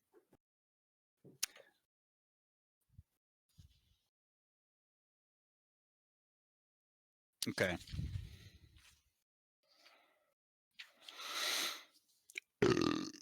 Okay, so I just need to figure out where everyone is. So you're there. You're all hanging around the library. I would like Otto and no, Seigfried still stood there. Otto's well inside the library, so he probably wouldn't get to do this. I want Seigfried to make an awareness test. It would probably be hearing based. Halfling. Yeah. No. It's just his normal awareness. You just wouldn't get the +10 for your enhanced sight. That's all. 4. 4. Excellent. Gaius, will you make one for Theranos? And Canni, will you make one for Titulos as well, please? I need a bonus. Mm. See on my guy. What am I Sorry. rolling? I'll roll D100, right? Yeah, it's just give me a second. While you do that, I'm just going to attach a penis on Seigfried's head. Of course. I can't see it on this, though, unfortunately. So, Titulos, Enjoy it. I've put Titulos. Al, Insert you his should have place control. You should have control of Titulos now. okay. Just now. Right, okay. Sorry, I It's rolled still not a. on my play. Let me. No, it's still not in my play characters. Yeah, I'm just working on it. Hang on. There you go. I rolled a 33 anyway, Dave. For Titulos, awareness. Awareness, that's a fail because you need 29. So Yeah. Okay. And Hayden, you should be able to do one for Theranos as well. Awareness, yeah. Yeah. Modifiers? No, it's just a straight modifier because there's a lot going on that would attract your attention right now. Is that pass? Yeah, it is. Okay. I can see clearly, Gav. Dave, So- did you say we might be finishing a little bit earlier tonight? I wasn't planning on it because Leanne's got a lift home, but Okay. if you need to, we can. Don't worry about that. So, Seigfried and Theranos, as you're there watching over the librarian as Otto reads out all this information, maybe it's a sound, maybe it's something out the corner of your eye, but you see something move in the corridor behind you and head into the infirmary. dun, dun, dun. And you recognize the bulk of it and the caterpillar tracks and the slightly charred suit and the slightly charred arm as Jeeves rolls into the infirmary and the Okay, door so- slams shut behind him. Shit. Hang on a sec, guys. I'm just no. going to get a drink now. Okay. It's been See, fucking I was hacked. right to blow his head off. Oh my god, this is where Mesmon dies by Jeeves' crusty burnt hand. For a little bit of back info here on what's actually gone on, Jeeves parks up in the room next to the generator room, and the workshop was a distraction. to keep Canni away. Very good. Killer GM. You're Okay. about to kill off the main NPC, aren't you? What's this? Why is my phone telling me random shit? It's been hacked by your own creation.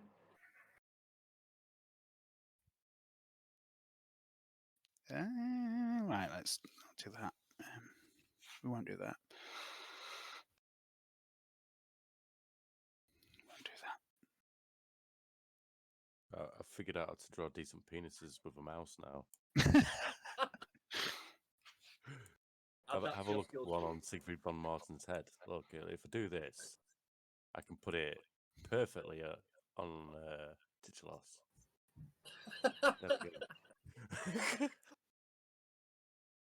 There we go. And don't forget Ferrinus. He likes it. Hold it in his hand. No, Titulos needs a pair of tits because he's got tits in his. It's named after titanium, Johnny, not tits. Ferrum is iron, and Titulos is named after titanium. Titanium, you know, it's like they're hard. But anyway, okay. So as this door slams shut and the two of you see it, all of your combeads burst into life. And you hear this voice. He goes, "Mrs. Pench, someone's analysing the Inquisitor's condition. They're running tests that I've never seen anything like it before. And what the fuck is Jeeves doing in here?" And then he's cut off, and you hear Gladstock, and you hear the pounding of feet. And he goes, "What in the throne's name's going on?" And you can hear pounding, Ferrinus, Titulos, and Seigfried. You can hear the pounding of his feet coming down the corridor towards you. Canni, what would you like to do? So I'm back in the workshop still, yeah? Mhm. So what's still You heard that on the box as well. Yeah, what's still moving in the workshop? What is still moving? The piece of equipment that you climbed onto to jump onto the hover vehicle looks like some sort of heating or venting system. There's some vanes on that are moving up and down by themselves. The mechanical arm has backed away, and there's over here. This is like a repulsor fitted. You have to move us onto. Oh yeah, sorry. I'm still on the other floor. So this, the thing you climbed onto is basically there's vents in it that are just opening and closing. Uh-huh. The thing I've just circled near the stairs behind the hover vehicle, that's like a repulsor sled that you can use for moving heavy equipment about. That's going up and down by itself. And there's various lights twinkling and flickering on this bit of kit. You have no idea what this is. Other than that, nothing else is moving, except the mechanical arm that has backed away from you. Suspicious. Suspicious. Right, I'm going to grapple with this mechanical arm.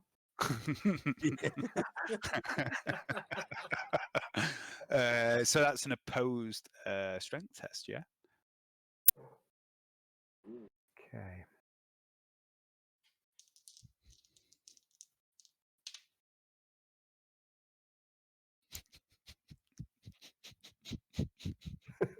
I like these laughs, but it might not seem to work. I might have to do that.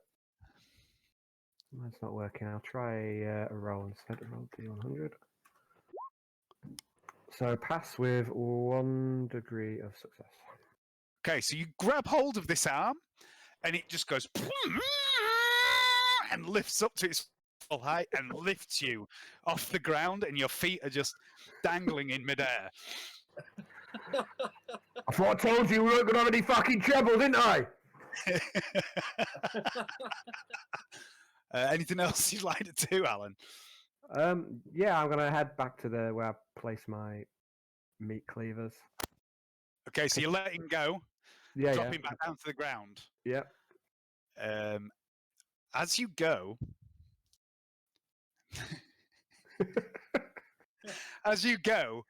and walk towards your meat cleavers, you feel something pinch your ass.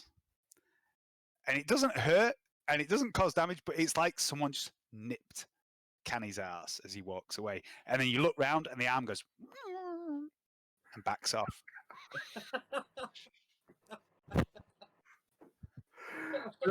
We're going to pick up the meat cleavers. Walk back to the mechanical arm. Okay. I fucking told you, didn't I? You make me do this. This is on you. I'm gonna cleave it. Go for it. That's a hit, I guess. I'll do an all out. Hang on. Yeah, it's a hit.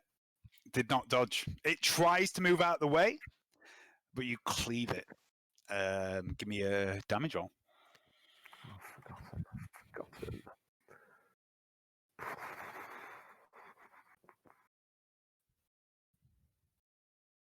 I love the fact that Canni's just trashing the workshop. That's not quite right, is it? So that's Making a 9. Sticky mess of the place. So it's 19, 21, please, Dave. 21. Yeah. 21. You smash into this. Sorry, I apologize. 23. 23. You hack into this arm and you take there's like 3 grabbing fingers on it, and you take 2 of them clean off, and the impact knocks the arm. It's on these 2 little squat caterpillar tracks, and it knocks the arm. I've just rolled 100, and it just goes and just collapses on the floor, and its caterpillar tracks are still spinning, and the one that's facing like on its side on the floor is getting a bit of purchase on the floor, but it's just kind of inching itself along, and the arm's thrashing about, and it's emitting this high-pitched whine, and sparks are flying from the fingertips. I'd like to keep kicking it until it stops moving, please. Make another attack. It's a miss. I mean, it is kind of trying to get away, so you lash out at it, and the arm just spins around. And as it does so, it's going to strike back. I'm going to say to the arm, I've got all day, you! I've got all day! I rolled a 3, so that hits. Would you like to dodge or parry or anything? Sure, I'll try and parry it with Molly. Okay. That's a parry. So the arm lashes out at you, even though it's prone. It's very articulate, so it can sort of reach up and slash out at your leg. You see the attack coming, and you strike it away, and sparks fly as this arm lashes out at you. No, I want to carry this on. I was going to switch back, but I want to carry this on. This is an epic duel. Better than the duel I had with Gaius, anyway. Yeah, done with machine arms. Okay, Canni. Okay, yeah, I like to just keep kicking it. I like to kick it to death. Okay. It is prone.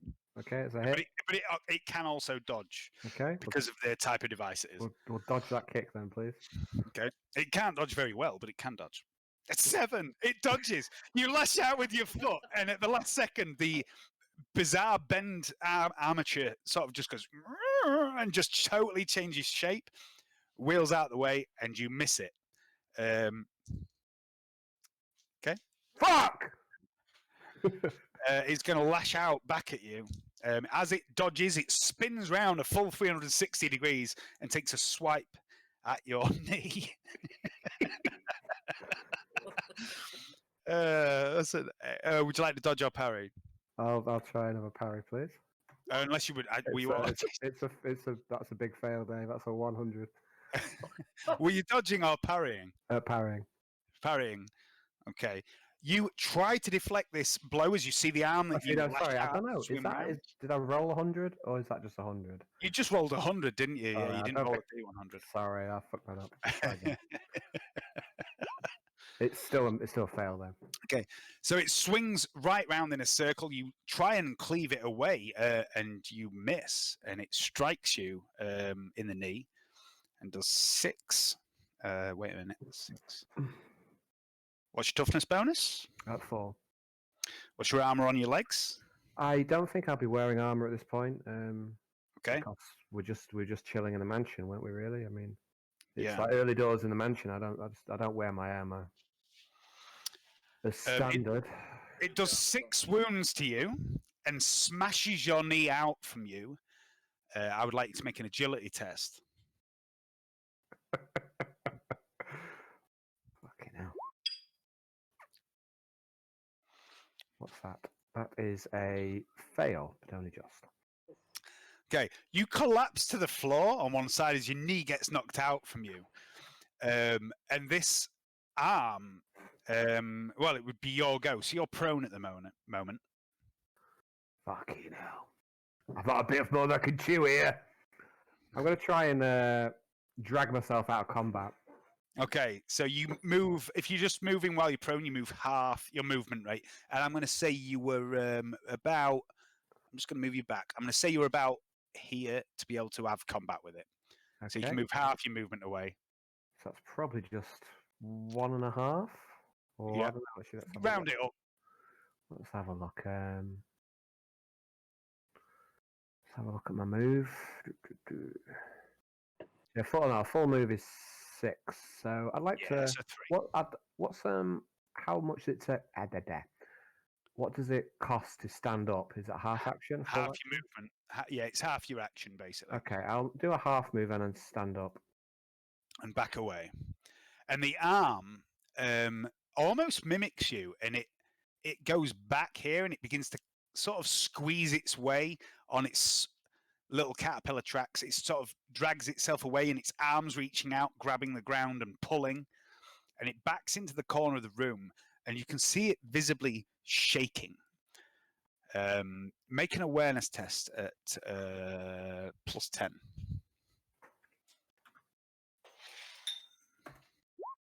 Fail. It's a fail. Okay, I'm just going to get a beer, and then we're going to switch to Gaius.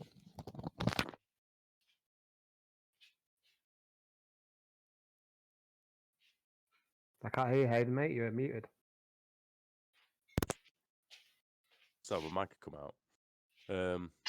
Yeah, Nice axe, quite Johnny. exciting. Yeah, man. I've got 2 of them.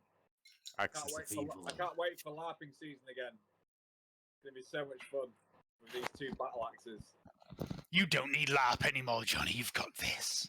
No, Nice. Dave, you need to come to LARP. You both need to come to LARP. It's Honestly, like- mate, I don't think I could handle it. I think I'd just end up punching someone. When it's dice-based, I can control my temper, but I fucking lost my temper twice at work today. One of the guys I threatened is 23 stone. I threatened to fucking throw him over a handrail. He's been picking on our trainee. He's been a fucking cunt. He's been bullying our trainee. And I was like, you need to fucking lay off him.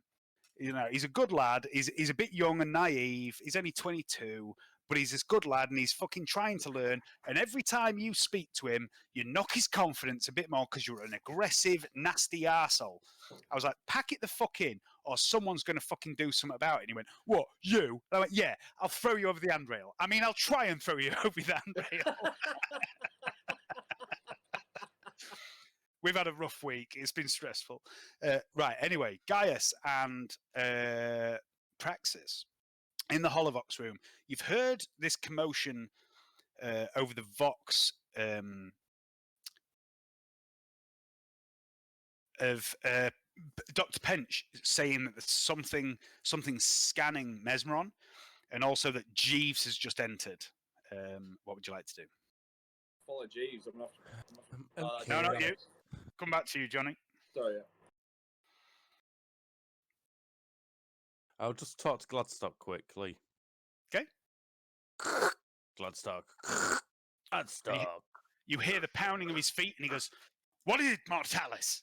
Where do you want me to be? Still carrying on east, or do you want me to come back to the infirmary? Infirmary, protect the Inquisitor. On my way. Okay. So you rush down towards the infirmary. I'm just going to grab you and Praxis, because Praxis is just going to follow you. Fucking drawn another big purple bullshit line. Okay, I'm going to do that, and I'm going to put you over there. And that's the wrong level. No, it's not. Yeah, because you're on the same level, so, you know, you're just on the east wing instead of the west, so you're not very far away. I'm going to put you... What the fuck is this shit? What? What were? Ah, just random lines keep appearing for some reason. There we go. Are those little yellow ones? So you're running back I'm not doing the yellow towards... No, I'm drawing all sorts of weird shit on the map, and I'm not even trying. So you're running back towards the infirmary, and you can see Gladstock has also run down there. Gladstock and Spring have run down there,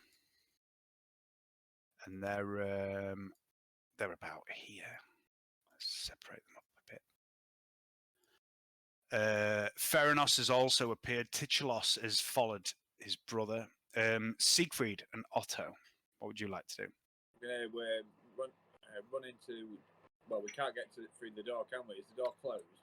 The door to the infirmary is currently shut. Yeah, it's a wooden door. Okay. Can we try and boot it down, or will that be? Actually, no. I've got a really bad track record with booting doors down, so. I'm gonna try it anyway. I'm gonna try and boot the door down anyway. Okay. Surely I want you can't to get make a serious strength. for last time. I want you to make a strength test. Oh, just a second. Where have I put that?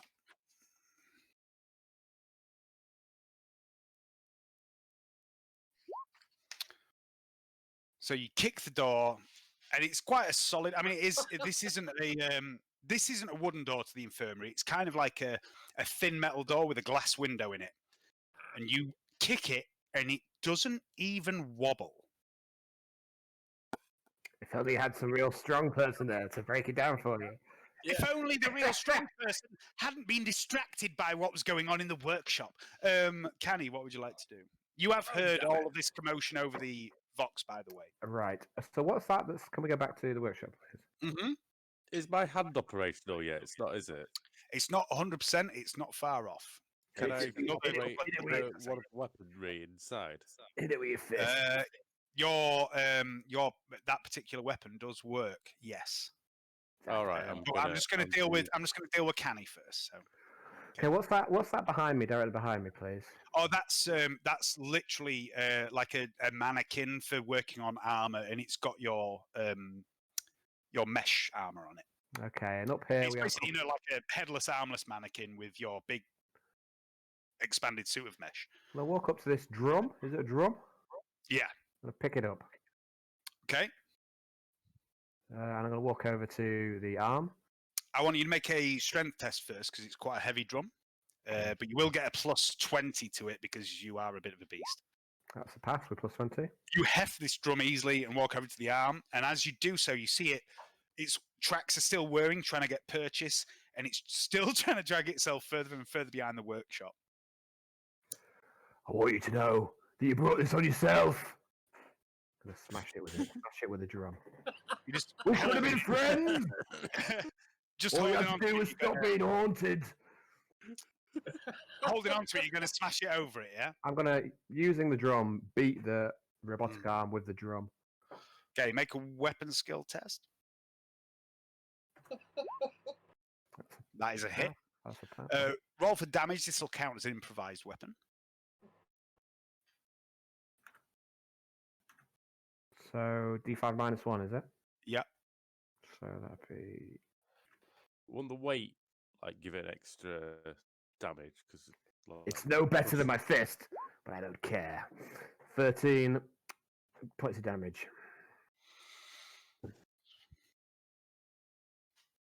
You smash the barrel down. I'm just going to make a toughness test for the barrel, actually. D5. You smash the barrel down onto the arm, and it crumples. And you see a small split appear in the barrel, and this green liquid begins to spill out. And the arm goes and just goes limp, and you see a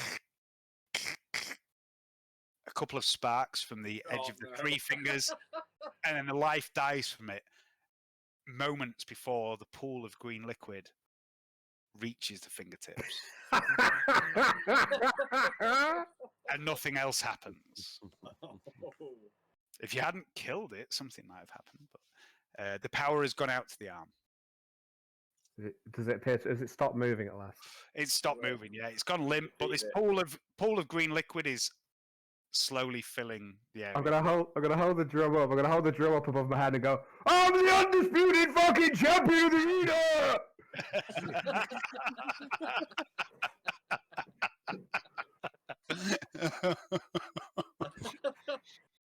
Okay, so I'll walk away. I'll put the drum down. I'll go, "Yeah, I'm the fucking Oxer. Don't you forget it." I'll point at the corpse. Don't you fucking forget it. I'll look around for things to kill. Oh, that's a good point. Anything else moving? The vents suddenly stop flapping. The grav platform is still going, and the bizarre machinery that you don't know what it is has ceased to twinkle. Its lights and small components have stopped moving. But that grav platform there is still it's just going up and down about a foot and a half in the air, and then slamming into the ground to make a bit of a bang. I'm gonna ask it. Are we gonna have any trouble? You seen what happened to your mate over there? And it just goes up and up and up, and it just keeps doing that. It's not good enough. It's not good enough. Okay, I'll grapple it, Dave. Okay, this will be good. Go on then. Make a strength test. It's a fail. It's a fail. So you grab hold of it, and it whips up in the air and whips out your grasp, and slams into the ceiling. Oh, for fuck's sake!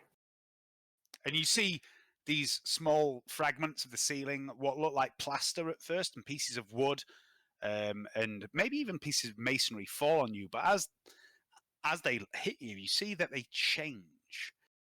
They change their shape and structure, and they stop looking like wood and plaster and masonry and look like pieces of bone. Okay, I'm going to take out Meat Hammer and reload Meat Hammer. Okay, so that'll Which is, be 3-4 rounds. That one. 3 full rounds as you put each individual shell into Meat Hammer. Actually, no. Sorry, no. I only fired 1 round. I don't need to reload. No, fire 3 rounds in one go. And it fires all 3 in one go, Okay. yeah. Well, in that case, I will reload all 3. Okay. And as you begin to do this grav platform slows its aggressive behavior, drops down to the floor, and begins backing away to the stairs and tries to go up the stairs, but it's struggling a little with the stairs. It's like trying to tilt itself, and it doesn't seem to be quite able to do it. But as it moves more and more, it's starting to get the hang of it. You know, at first it's just bumping into the first step, and then it tilts a bit, bunk into the next step, and then it tilts and bunk, and then it hits the handrail, and it hits the wall. And the whole time you're reloading, it's trying to get away up the stairs. Oh, you wouldn't listen, would you? You wouldn't listen!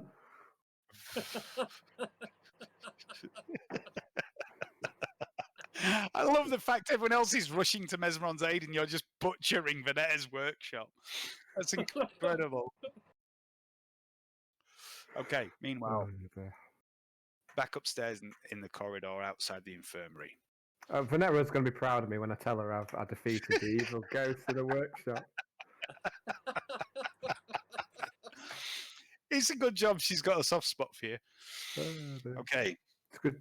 Good job being conscious. I'm going to tell her, so I'm not even going to. I might just lie about it. Me? Why do you think I had anything to do with it? Clearly sabotage of some description. The machines were attacking each other. Yeah, she doesn't need to know all the details, does she? Edit. Right, I'm just checking something. You all rush up to this thin metal door that Seigfried has tried to kick, and there's no giving it. And you see through the window, Jeeves has rolled over. I've lost Jeeves. Where have I put Jeeves? I had a fucking thing for Jeeves. I don't know where Jeeves has gone, so I'm going to use I'm just going to find the first thing I can for Jeeves, which is this character here. He's pre-made, so he takes less fucking about. Jeeves is about here. And he's rolled up to one of the workbenches. And he's got one very big, bulky, mechanical servo arm, but his other arm, well, it's not like a general servitor arm, but it's definitely a heavy lifting arm. And his other arm is also bionic, but it's much more human-like. And you see him begin to work on something at the bench. Dr. Pench rushes over and grabs hold of his arm, and Jeeves just backhands him. And you see Pench hit the floor, unconscious. I need Seigfried, Gaius. Yeah, just Seigfried and Gaius to make an awareness test.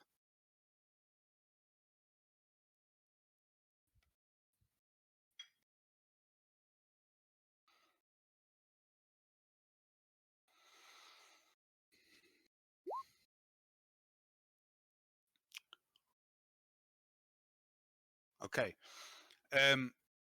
So Gaius, along with all the other NPCs, Titulos, Theranos, Mr. Gladstock, Praxis, and Spring, all trying to pierce through this door at the same time, all gasping horror as they believe they've seen Jeeves' backhand Pench. But Seigfried, what you see isn't quite that. You see the human arm of Jeeves, incredibly fast, sweeps out with something it picked up from the desk, and it looks like he's backhanded Pench. But what you see is a needle injected into Pench's neck, and Pench collapses. He hasn't been struck at all. What would any of you like to do? I would like to break into the door. How would you like to break into the door? I'm going to melter it. Okay, make a ballistic skill test. So it would be point blank, plus 30. It's in immobile objects, plus 30. Plus 10 for a single shot, plus 10 for aim if you want to take half an action for that as well. Okay, yeah. So it'd be plus 70. Yep, okay. He's Iron Man. He is. I'm going to open my hand because it comes out the middle of my palm. Comes out the palm, yeah. Yeah. And where's so it's at the top. Wait, 43. where have I seen that before? Was it 70? Yep. Yeah.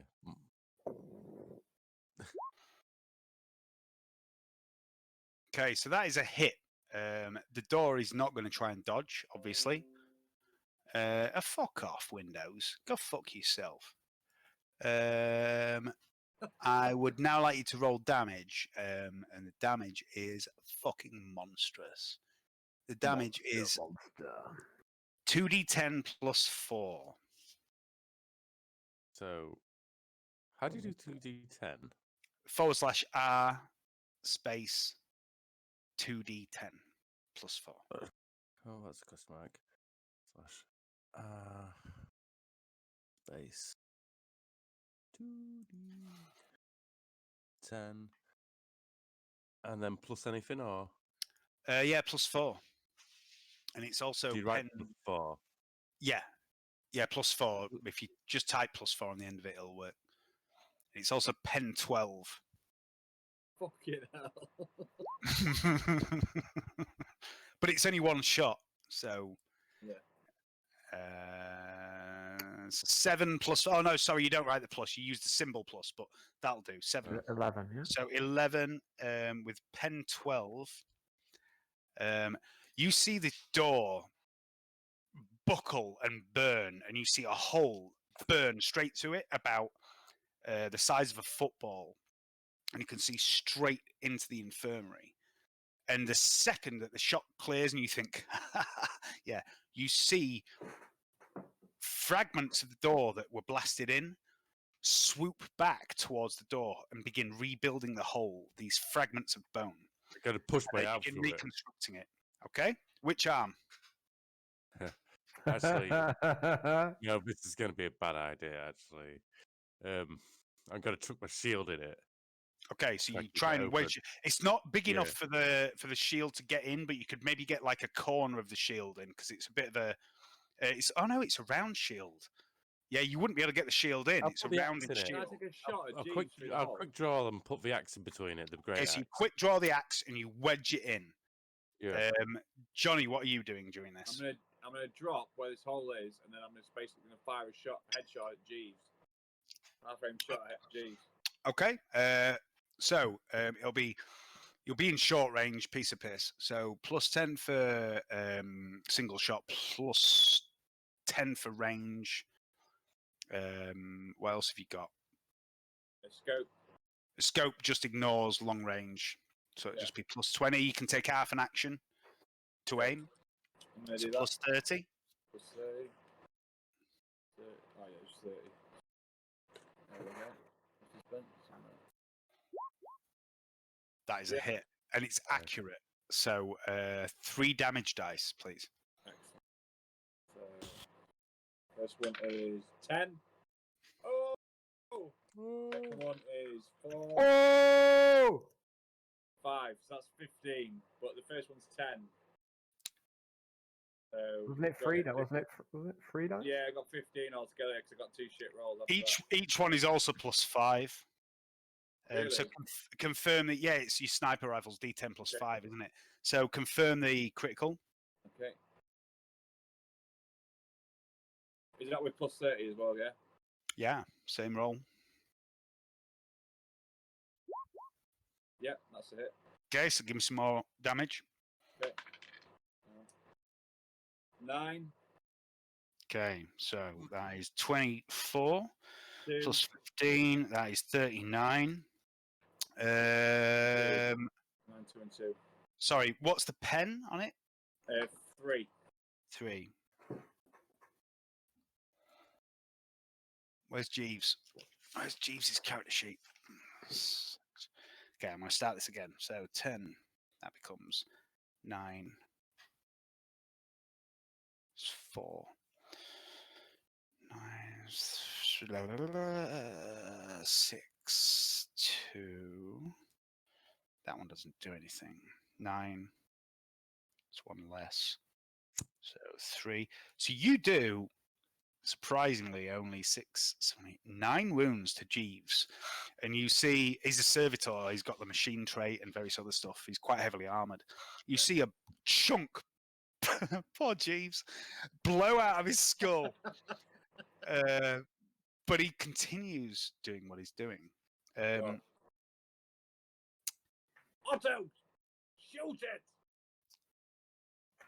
You see, want to metagame. You see, I want to metagame. No. You see, oh, sorry, I haven't put Pench. Pench is over here. Pench is over there on the floor. You see Trantia struggle to her feet from the bed, really struggling to walk. And she glances between Jeeves and the prone form of Dr. Pench, and then looks at the rest of you through the glass. Canni, what would you like to do? I would like to metagame, but I'm not going to. It's the strongest I've ever felt it as well. Okay, so. My distraction was so good. Look, Canni into the workshop. No. Well, I'll send you a little text, Dave, in a minute. But it's something else. It's not quite what you think of. But anyway, what we got left in the? It's just this grav platform. That's trying grav to platform. get Okay. upstairs. I'm reloading Meat Hammer. Mm-hmm. Okay, so it's reloaded by now. I'm not doing it properly in turn order, so you'll reload it by now. Okay, so I'm gonna. Let me just knock off a couple of shots. Last one. I'm gonna take my time. Walk up to the grav platform. I'm going to relish the kill, and I'm going to give it a point blank. Meat hammer, triple salvo. Okay. So it isn't immobile. Yeah, so I'll aim. Yeah. But you will get a +30 for point blank and a +10. I'll give it a full aim, and then I'll shoot. Okay. So a +20, so time. +50 altogether. Take my time. 22. So that is a lot. So that is a straight hit normally, but it's 5 degrees success with the bonuses. So that would be 2 3 extra hits. shots, is it? Yeah. Yeah, so 3 hits. Meat hammer.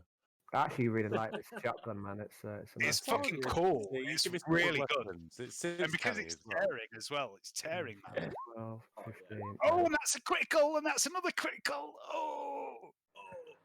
Okay, so that's my first 3. Oh no, Yeah. they're tearing. Oh, well, what should I do now? They're tearing as well. I rolled Well, if 3 you- damage, but If you're saying they're your first 3, roll 3 more. well, the I only need to roll 1 more because 2 of them are already the max, aren't they? Okay, yeah. So I'll roll for the first one, and then we'll go on to the crits. So it's 15, 13, and 14. Yeah, and then we'll do the crits. And it's. So it's 2 rolls to confirm, yeah? Uh-huh. So it is at plus 50. 50. It's enough, yeah, it's a hit still. So that's 28, 78 I need. So that's 1 extra hit. So that's 1 confirmed. 2 confirmed. So, That's another one.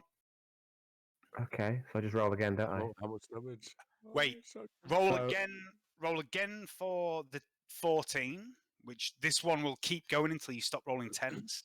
Okay. Oh, and the 12 is also tearing, isn't it? So Yeah, that but we'll one- come back to that. Let's do your 14. Okay. Okay, so we'll do the 14. Just need another crit. Hey! That's Keep another going. crit. Just keep doing it Just over and keep over. rolling the damage. Oh. Okay, that's that's one stopped. Okay, and then The 12, see if the the 12 can 12 go higher. tear it. Okay, get that up to a 13. I've totally lost count. I have no idea what the damage is. I'm doing it. It's all right. So we've got 10, 18, 19, 20, 21, 22, 23, 24, 28, 30, 40, 58, 68, 78, 88 damage with a shotgun. Meat hammer. Meat hammer. And that the that is highest why it's yet? called the fucking meat hammer. That is That's why it uses 3 And the- shells a pop. That's another new record, I think. that's a record for for firearms shooting, as well. Yeah, I think the Wow. record before that was 60 something Canni against keeps all the Seigfried. records. You blast this thing that's on the stairs, trying to get up the stairs, to pieces, and components scatter everywhere. And I'd like you to make a toughness test as it explodes. No problem.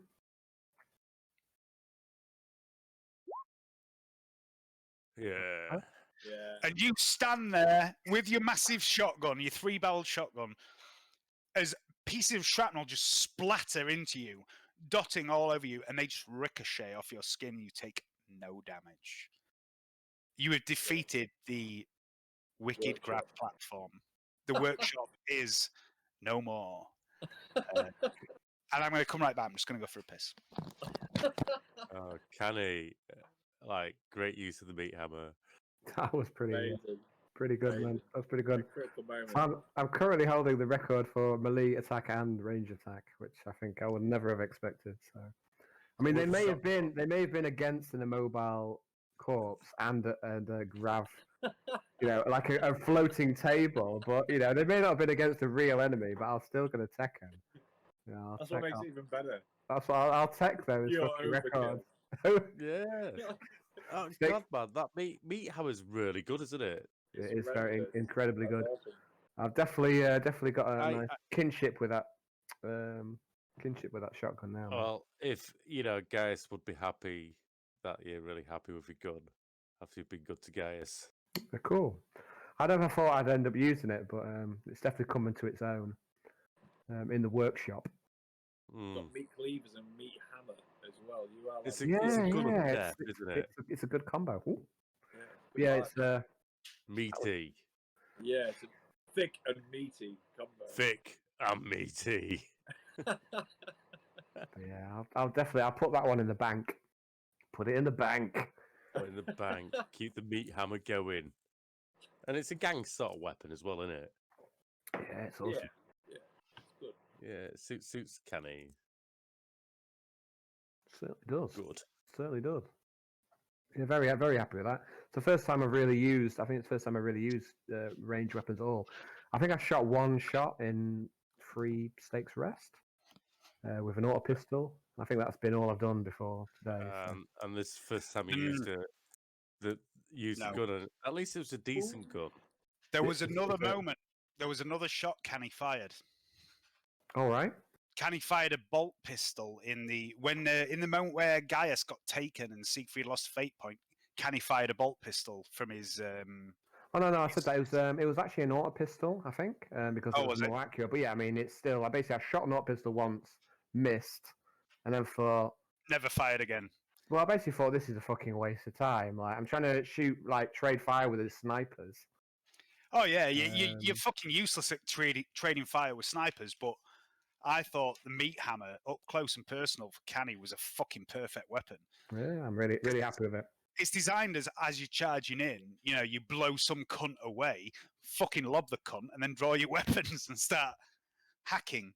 But yeah.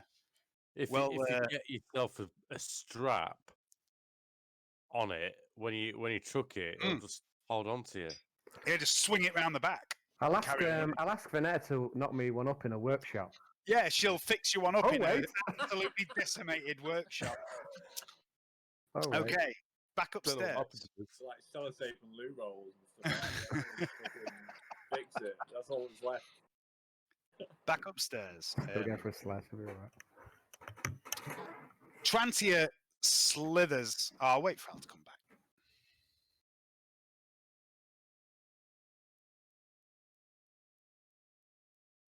Like, this is awesome. Good, the techno hacking, like the ultimate hack. It's. I think it's, well, for me personally, not being meta or anything like that. But if a certain lord wanted to get some revenge against certain people, he could hire or he could employ that weird machine spirit girl to do that. Because, like, at the end of the day, she could still probably be programmed, you know what I mean, to do stuff, you know what I mean, and not have a choice. So, I think it's a cyber attack by, not Lady Pag. Well, it might even be by Lady Pagny. I don't know. You know what I mean? Because she wants to know what's going on with us. I don't know. Or it could be Lord Pagny. You know what I mean? Or whatever he's called. Lord Eldon is Lady Lord Pagny's Eldon, father. Lord Lady Eldon, Pagny is Lady Pagny's married name. Middle name. Married name. Married name. Ah, right. Okay, so back upstairs. Trantia is still glancing between you all, at Jeeves and the prone form of Dr. Pench, a wild look of panic in her eyes, and you see her hair begin to float upward with static. She reaches under her mattress and withdraws a slender, curved blade inlaid with the Aquila, and she begins to stumble towards Jeeves. Siegfried, what would you like to do? I'd like to take a shot at Jeeves again. Go for it. Try and finish him off. No one can kill Jeeves. No one. I'm going to... I can't believe Jeeves is still alive, personally, but there you go. I don't know if a headshot would finish him off. I don't know. I'm not sure. I'm aiming for his body. And just try and do like a half aim shot at his body if I can. Okay. So you're plus 10 for aim, plus 10 for range, plus 10 for a single shot, plus 30 altogether. Jonathan has missed a shot. This does not happen. Dun, dun, dun, dun, dun, dun. I've used the fate point already as well, so I can't. That's it. Yes, Siegfried misses. Gaius, what would you like to do? Oh my god. I'd like to quick draw my I've got a shotgun or a pistol. Let's go with my shotgun. Okay. Chuck it through the hole. So you wedge it into the hole that's slowly forming around your axe. Yeah. If you're holding the axe with one hand, you'd hold The Oh shotgun. no, would be up there. no! I've let go of the axe. I've just stuck it in the door. Okay. Well, all I was going to say was you'd be able to rest it on the door because Well, yeah. I've just put the axe in the door because I'm not too bothered about the big Yeah. axe. That's why I've tried giving it away. So I just stuck it in the door to, Okay. you know. So make an attack. So this will be plus 10 for range, plus 10 for a single shot from the shotgun. Missed. Plus 10 for aiming if you want as well. So plus 30. Okay, I'll do that. Ballistic skill with a 30. 4.1. Nice. 4 degrees success. So it? this Oh. is a shotgun with scatter. So that'll be 3 hits. Oh, great. So D10s, yeah? First one. And I'm always using manstopper rounds. Not in a shotgun, you're not. Oh, no, not much shotgun. And what are the other ones what I always use? I don't even know if you had any other fancy shotgun rounds, to be honest. Let me just have a quick look. Am I out? Oh, you've got 2 blazer rounds left. Oh, no. Yeah. For a special Those demon 7 on fire, occasion. man. Yeah. Those Once it on gets fire. certain skill, they're ready for that. Yeah, that's Demon all. You've got fire, normal. that was- You've only got normal shotgun All right, rounds. well, it's normal, it is. But So- it's D10 plus 4, and it's scatter, which you've already got that for, and it's reliable, so it didn't jam. So, It's got no pen on it, but it's still D10 plus 4, which is pretty good. 3 hits. So is it /R?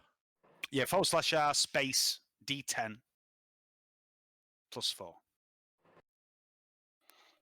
With a plus. Where's the plus? There, I found it. Plus. Have I done it? It's not come up yet. Oh, bollocks. Alright. D10. What am I doing? Right. Sorry, it's confusing. I'm using 2. Sorry about this. D10. It's not coming up, but It's come up on here now. I've got 2 of them. I've got D8 for some reason as well. So the first one is an 8. Second one is a 3. and I'll I do need the one last more. one. Yeah. Keeps coming up with a dice roll as well. So, yeah. So 6 plus 4 is 10 minus 7 minus. So you blast the shotgun and you see Jeeves absorbs a lot of this damage. You do see he takes more damage. He's looking a bit rough now.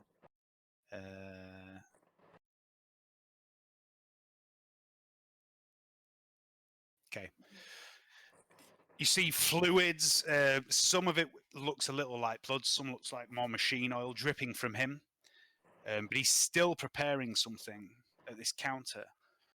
And the hole closes and closes. The hole you blasted with your melt gun continues to close as these fragments of bone I'm going to seem keep my to whip shotgun in through the there. air and keep connecting and rebuilding the door Yeah, I'm just going to keep my rapidly. shotgun through there so I can get a few more shots off if it closes.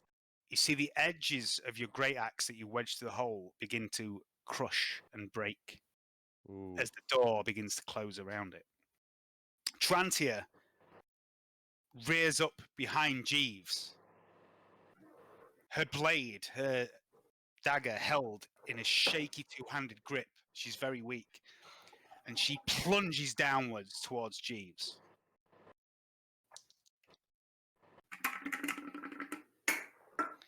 Jeeves's huge mechanical arm snaps up behind his neck.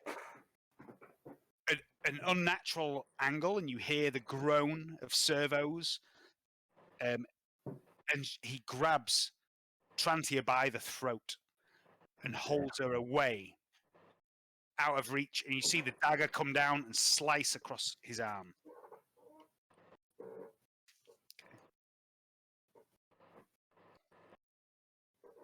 And he holds her at arm's length as he continues with his other hand to work at this table. Canni, what would you like to do? So have I defeated the workshop, Dave?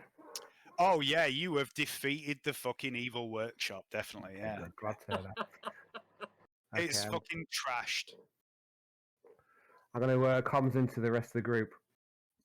Got some good news, lads. I've defeated the ghosts in the workshop. It was a glorious battle. What's going on? Get We're to trying to the save medical Medman's facility life. right now, Jesus got Kenny. berserk. Medical facility? Yeah, I'll be right there. Yeah, no problem. Gladstock turns to you, Gaius, and Seigfried and says, the only one that could have possibly taken this door down, and he's fighting a workshop? I'm gonna head off to join the rest of the group, please, Steph. Okay, Well- so you begin heading up. I'm gonna give you a rough idea of where you are. So you head up these stairs. You know this bit of the mansion quite well. You've visited Veneta quite a few times. So you head up these stairs next to the grav platform. You emerge sort of here. I'm just going to open up a little bit more of this. It's on the next floor. Just give me a moment. I'm trying to do two things at once.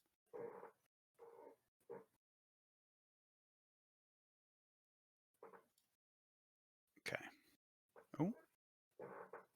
Okay. So you should be able to. Oh, you should be able to now see it. Okay. Near everyone else. Yep, yeah, I can see everyone else. Okay. Right, so I will head up to the group. Okay. That'll be about your turn. Okay. Gaius. Gonna shoot Jeeves for my shotgun again. Okay, do it again. Oh, sorry, Seigfried first. Sorry, Seigfried first. I'll try and finish Jeeves off with a headshot. Okay. With a So, three. plus 10 for aiming, plus 10 for a single shot, plus 10 for range, minus 20 for a cold shot. So just plus 10. The lava lamp looks like some sort of alien baby at the moment. I can see it. Looks like Yeah. a duck on cold my up screen. here, it's taken like an Richard. hour to get warm. Okay, That's so good. give me 2 damage rolls, please, Seigfried. Probably just the D10s. 9. Yeah, I 9. thought about setting my lava lamp off, but then I realised I'd have to hold it about here to get the same effect. I was thinking, how can I put it on something to try and copy Hayden? But I realised I just couldn't be bothered. Minus his armor, minus his toughness. So that's 9. 6. Ooh. 2 for the first shot. 5. 3. So that's 10. 7. Lava lamps are awesome. Yeah. Wait, no, that's wrong. 10. 7. 6, 5, 4, 3. Lava lamps are awesome. That was right. That's just give me a really good idea for 11. anniversary present for wife. We get a lava lamp 7. because then I can enjoy it too. Yeah. Yeah. Best kind of present. Siegfried, Get us some your more shot. for Christmas. Your shot takes another chunk I've only out bought of the stockings back and of the knickers, skull. so- You It's see our 2-year blood. anniversary. You see blood, bone, and Gone. fragments of metal splatter out from the back of Jeeves' head, but he's still standing. That motherfucker. He's a fucking Inquisitor's servitor. You know, he's not designed to be easily taken down. Gaius. Oh. Okay. What do I Great. get? Thank you, Alan. That's a great idea. And They're good. Hayden, Lava lamps are a good gift. What are you doing? The kids have got. The Shooting kids him. have got one each, like you know what I mean. Okay, so But, plus 30 to your ballistic skill. Trantia, by the way, it wouldn't have affected Johnny because he did an aim shot. Trantia is being held by him directly behind him in your line of sight. So it would be a minus 20. So it'd only be a plus 10, not a plus. I passed 30. it on a 50. You still pass. You shoot to the side and you hit Jeeves. 2 degrees success. So 2 hits. Well, You get 2 hits. no. It won't be 2 degrees if I've. Oh, yeah. It would just be the one hit. Just be the one Yeah, hit. the one. So D10 plus 4. It's the dice, Dave. Sorry. No, it's not nice. It's stupid. So give me No, it's definitely not. give me a damage roll, D10 plus 4. Time to die. 8, so that's 12, minus his armor, minus his toughness, 2. Where did you hit? What did you roll? 50. 50. Headshot.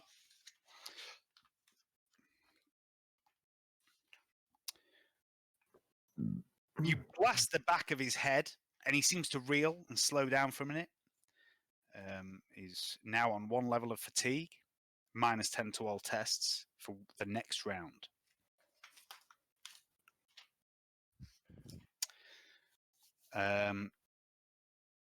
The door continues to rebuild itself. The axe continues to be crushed. The blade of the axe wedged in the hole continues to be crushed as these fragments of bone come in. It's very small now. It's about to sever the barrels of your weapons as you've both got your weapons in the holes, basically. What would you like to do? Is it my go now? leave Or... my weapon in there. It will be in a minute, Al. I'm going to leave my weapon in there for one last shot aimed at him. Okay, and Seigfried? I'm just going to keep aiming at Jeeves and just try to finish him off. Trantius screams and slashes down at Jeeves' arm, and you see static build around her arm, and her hair comes out wild, and you see flames begin to lick around the edge of her body. Her blade stabs into Jeeves' arm, tearing flesh and sparking against his metal augmentation. Canni, what would you like to do? Okay, I'm gonna mutter myself. Oh, if only we knew some way to control the servitor. And then I'm going to. What are the walls made of, Dave? They appear to be wood. Okay. I'm going to come through this door, Dave, and come down here to this wall. You're going to go into that little office, yeah? Yeah, I'm going to try and cleave my way through this wall, please. Okay, make a weapon skill attack against the wall, please. Do I need to? Can I miss? No, but no, just roll damage for me, actually. Yeah. Oh, thank you, Dave. I would be disappointed if I missed the wall. I'm just fucking obsessed with rolling weapon skill attacks. Okay. So that is. So that's 7. I should have just rolled. So it's 7 plus 12. So it's 19 damage. 19 damage. No, 21 damage. Sorry. 21 damage. No. I don't know. I don't know what this molly damage means. Does that include the +2? It probably does. So it'd be 19. Sorry. I don't think it includes your strength bonus, though. No, it doesn't. But like, it does include the damage. It does include the weapon damage. Yeah. So it's 19, please. 19. Okay, just a sec.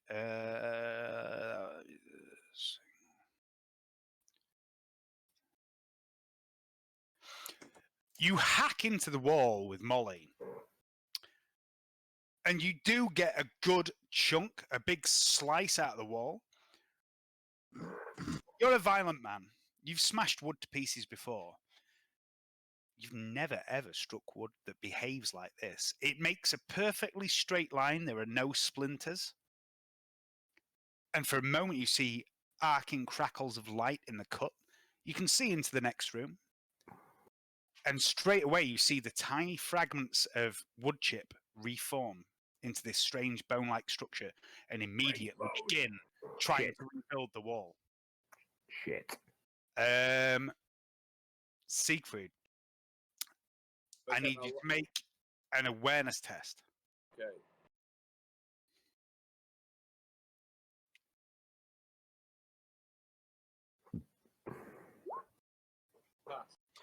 You realize the hole that your barrel is poking through is rebuilding incredibly fast, and as you cock the bolt on your rifle, you realize that you are not going to get a shot off before this hole fills itself in. I'm going to aim it upwards and then just wing and a prayer it, and just aim it towards his head the last moment, and then just hope that it's still in line with his head. Okay, Gaius, make an awareness test.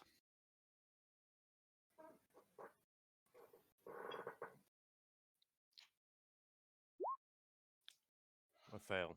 But both my double. You do not notice how fast this hole is closing, and you go to line up another shot.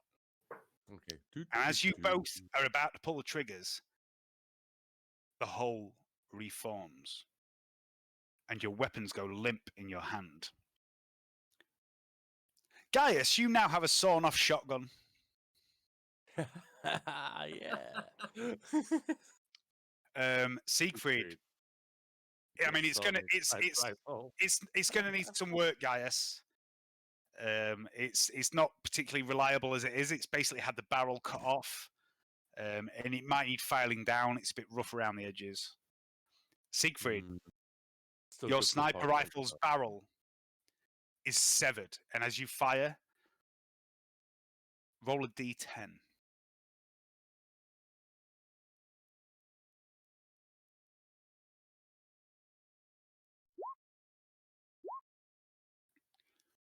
There is a thud as the barrel is severed, and you see the heavy caliber round just wedged into this door, and you see the dint of this material that is clearly not metal, and you see these minute cracks around it. And you've hunted and killed and done despicable things to a great many people, and you recognize what the material is, and this looks like bone that you've shot into, but you've never known bone that can withstand a shot at such close proximity from any weapon, never mind a rifle of your potency, or rather what your rifle's potency once was. Your sniper rifle is no more. Oh, no. I've got a sort of shotgun at least. Yay. Jeeves finishes his work. The timing of this is incredible. This is incredible timing. You could have got through the door, but you didn't. Jeeves finishes his work, picks something up in his augmented hand, and rolls towards the Inquisitor, dragging Trantia along in his augmented arm. And you see, held between each finger is a different syringe of a different colour. Needle-dee-dee, needle-dee-die. He's the crackpot. Come on, big bad bitches. Canni, Okay, I'd like to take a few steps back and then do a running. I was going to say headbutt, that'd be a bit stupid. A running shoulder charge into the wall that I've weakened with a cleaver. okay, And try and charge through it. okay, so this would be a charge. I don't know what this would be, Dave.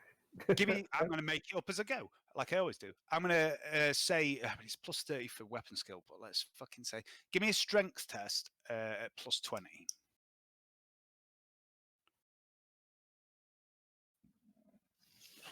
Okay. Because I know what the door can do, or the wall can do, rather. Okay, that's looking good. It's 2 degrees of success. Okay, right, roll a d10 and add your strength bonus. And I'm going to give you... Can I crushing blow to this? Yeah, you can crushing blow this, yeah. Okay. 21. 21, I'm going to give you plus 2 for the 2 degrees of success on your weapon skill attack. Sorry, how many degrees of success was it on your It was 2 degrees on the strength, do you mean? Sorry, strength, yeah. So it was 2 degrees. 23. What are we down to? Wall, 7. 23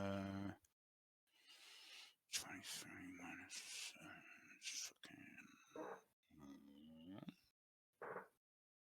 16. You smash straight through the wall and you find yourself in this room. Can you see that room, by the way? I can, yeah. Yep, you find yourself in that room. And that's your turn. Okay? And it's a storage room, by the way. It's mainly medical supplies for Pench's med room. Siegfried. Okay. I'm going to try and shoot the door with a Spitfire bolt pistol. Quick draw it. Yep, quick draw, no action cost. Pull a shot. Okay. 10 for aiming, 10 for single shot, 30 for close range, plus 50. Okay, that should be easy enough.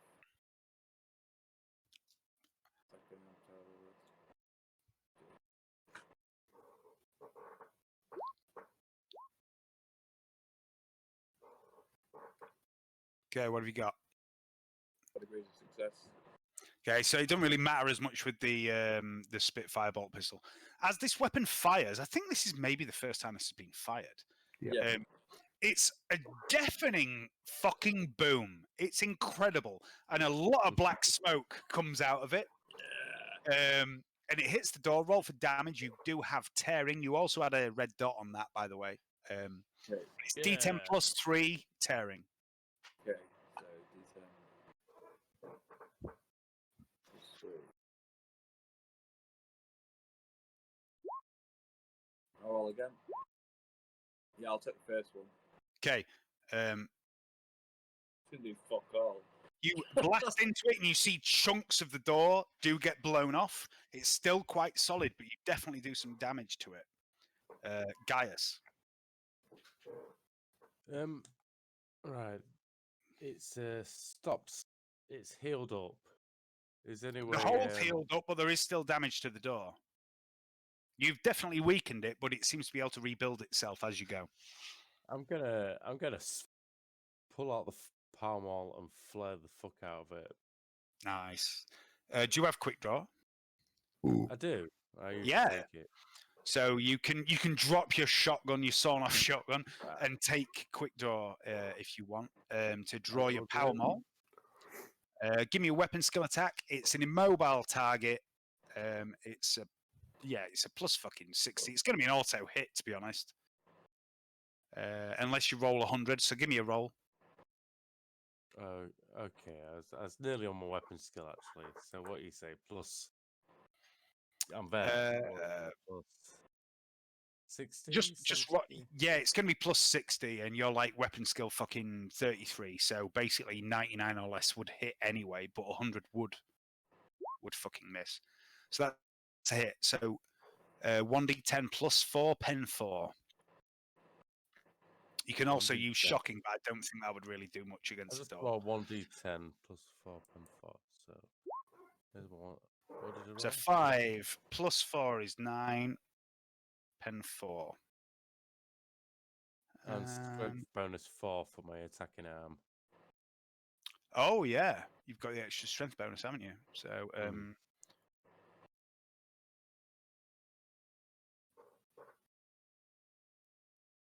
yeah, okay. Oh no, that's not online yet, is it? No, so no. My weapons are there. So 10 That's good. minus, yeah, but that's the blade that's in your arm or whatever it was we gave you. I can't remember now. 10 damage total.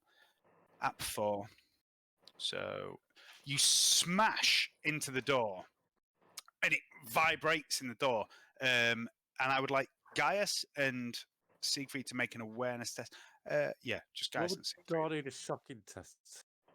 The door can't be shocked. Sorry.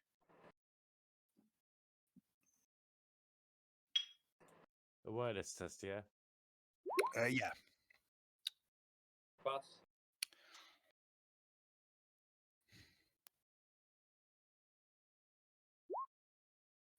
Okay, so Johnny, you notice that there is no seam between the door and the door frame. It's like they're one singular piece. And that strikes you as odd. Obviously, you've realized right now that this wooden door is not a wooden door. But there was always a seam before. There was always hinges. There was handles. But right now, this looks like a solid piece of material. Something very strange about this door. Jeeves slides towards Inquisitor Mesmeron and reaches out with the 3 needles, still holding Trantia, who kicks and squirms and is still trying to find purchase with a dagger, but she's obviously weak. His hand slides forward and he injects Inquisitor Mesmeron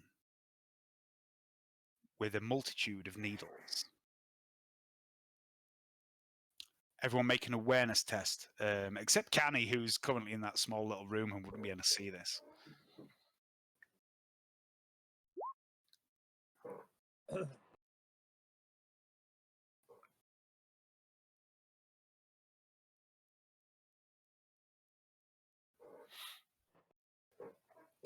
Oh, was that? Oh, yeah. Seigfried. Some of these needles and syringes that Jeeves holds, you've no idea what they are. You saw him assembling them, and you just can't tell what they are. They're things well beyond your ability to recognize. But you realise he's actually holding about 6 needles, 2 in the gaps between each finger, and at least 3 of them are things you're very familiar with. They are stims. It doesn't take a Medicaid to know what that much adrenaline could do to a human being. And the needles descend into her neck. But Inquisitor Antonia Mesmeron is no normal human being. Mesmeron screams in pain and sits bolt upright. Her hand lashes out, and she grabs hold of Jeeves by the neck, pinning the servitor in place. Static arcs and dances around her temples, and you see her eyes are pits of utter darkness. Her face ripples and bulges, and she begins to scream. The sound is unnaturally unnaturally loud. Everyone make a toughness test at -10. Oh, no. Oh, shit. Pardon me.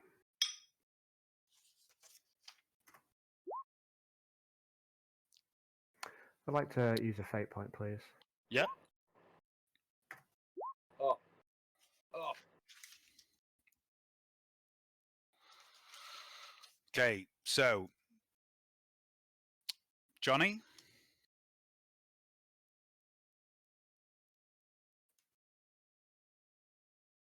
I'm going to amend your character sheets for you a moment. 1 second. I'll be back.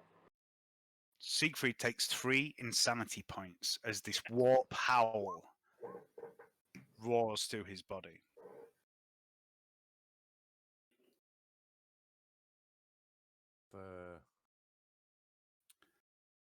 Roll my toughness test. Gaius takes 5 insanity points. Do I? Yeah. Got, like, jaded. Oh, you have got jaded. What does jaded do? Remind me, never gain insanity for mundane. This is not mundane horror. This is supernatural horror. I'm also fearless as well. What does fearless do? Oh, hi. Give me a second. Let me get back onto Gaius. I have to keep closing it down. Immunity to fear and pinning. This isn't fear. This is an insanity test. I'll be. All right.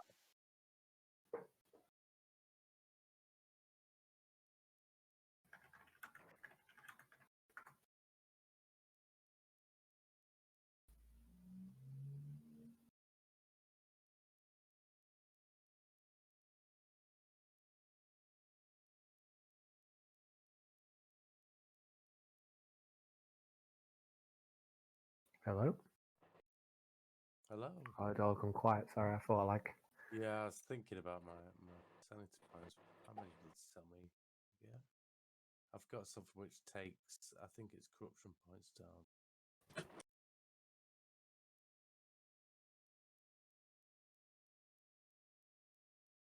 For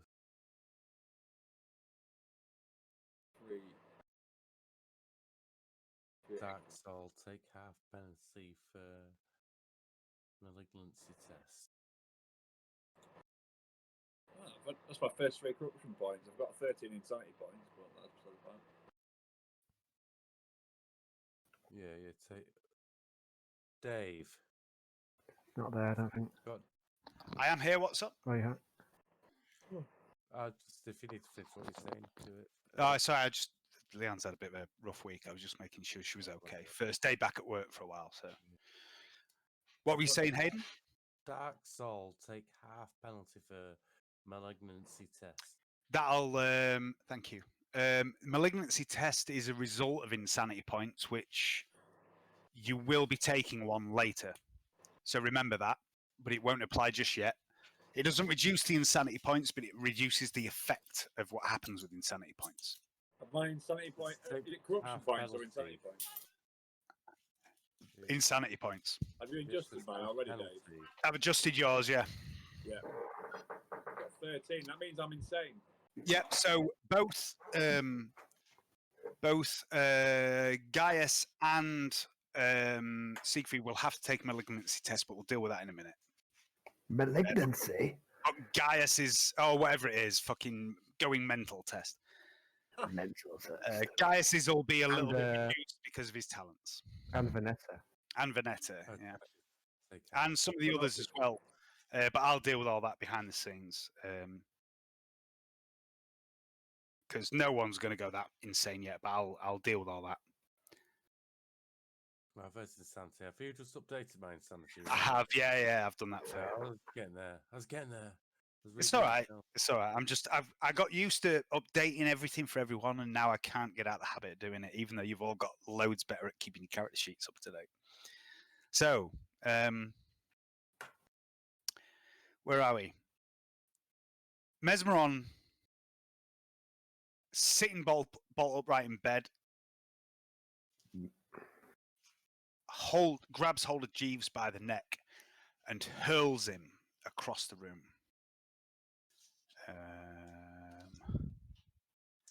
Jeeves is okay. Jeeves is the real hero of this story. Trantia drops to the floor, gasping for breath. The sound of Inquisitor Mesmeron's psychic might, rage, and agony pierces into the cores of your mind as she screams and screams into your very soul.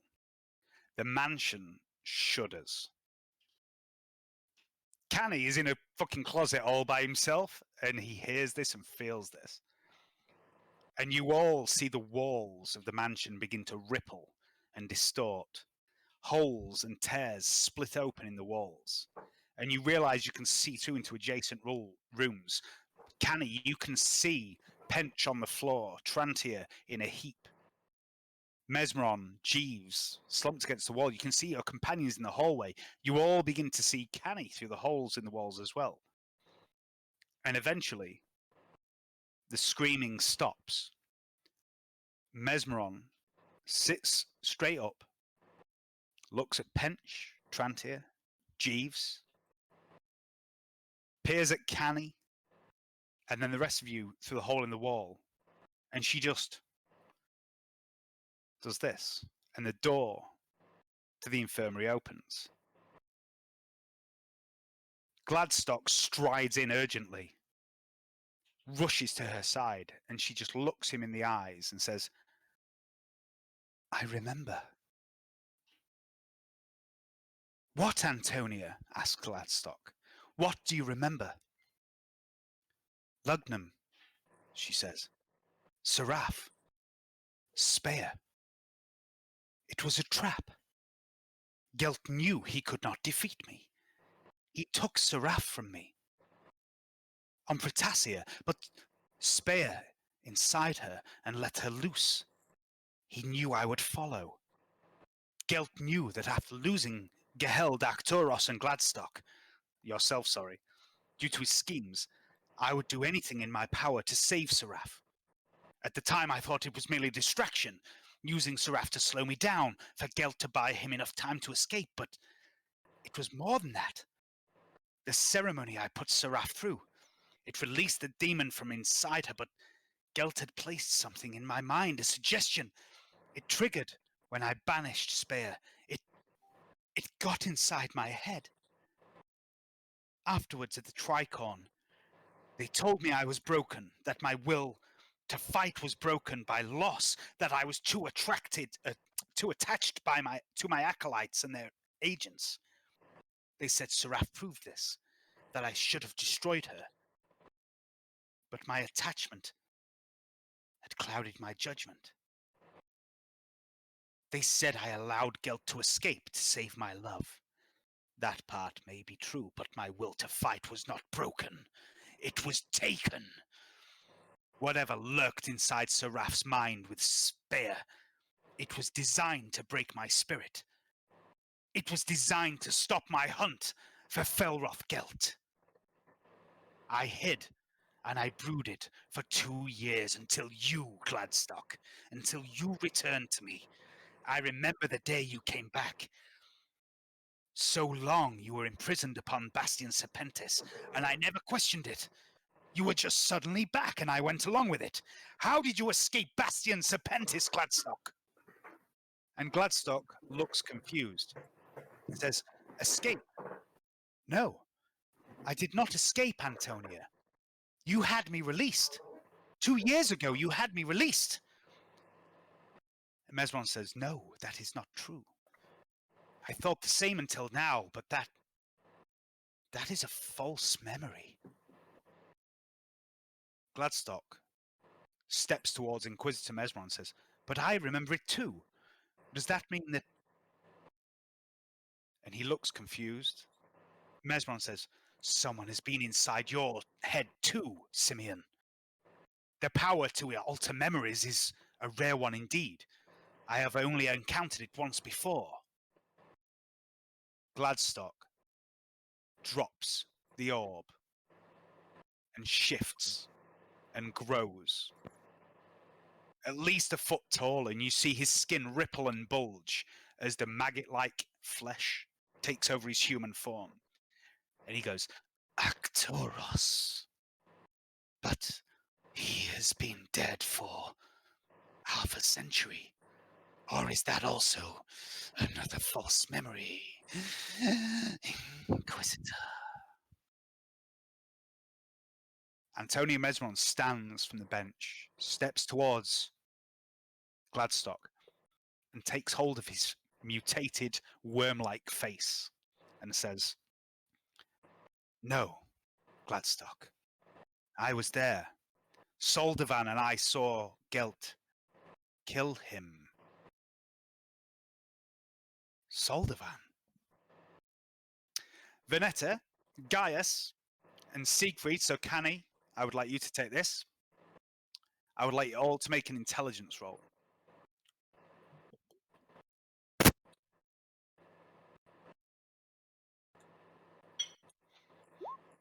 Oh.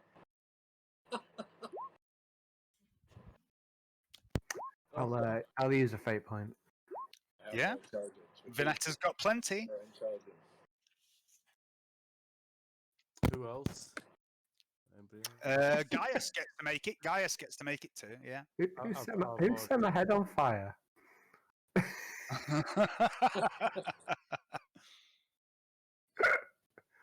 Good, isn't it? It's pretty good, I have to say. It's better than a massive spunking cock, but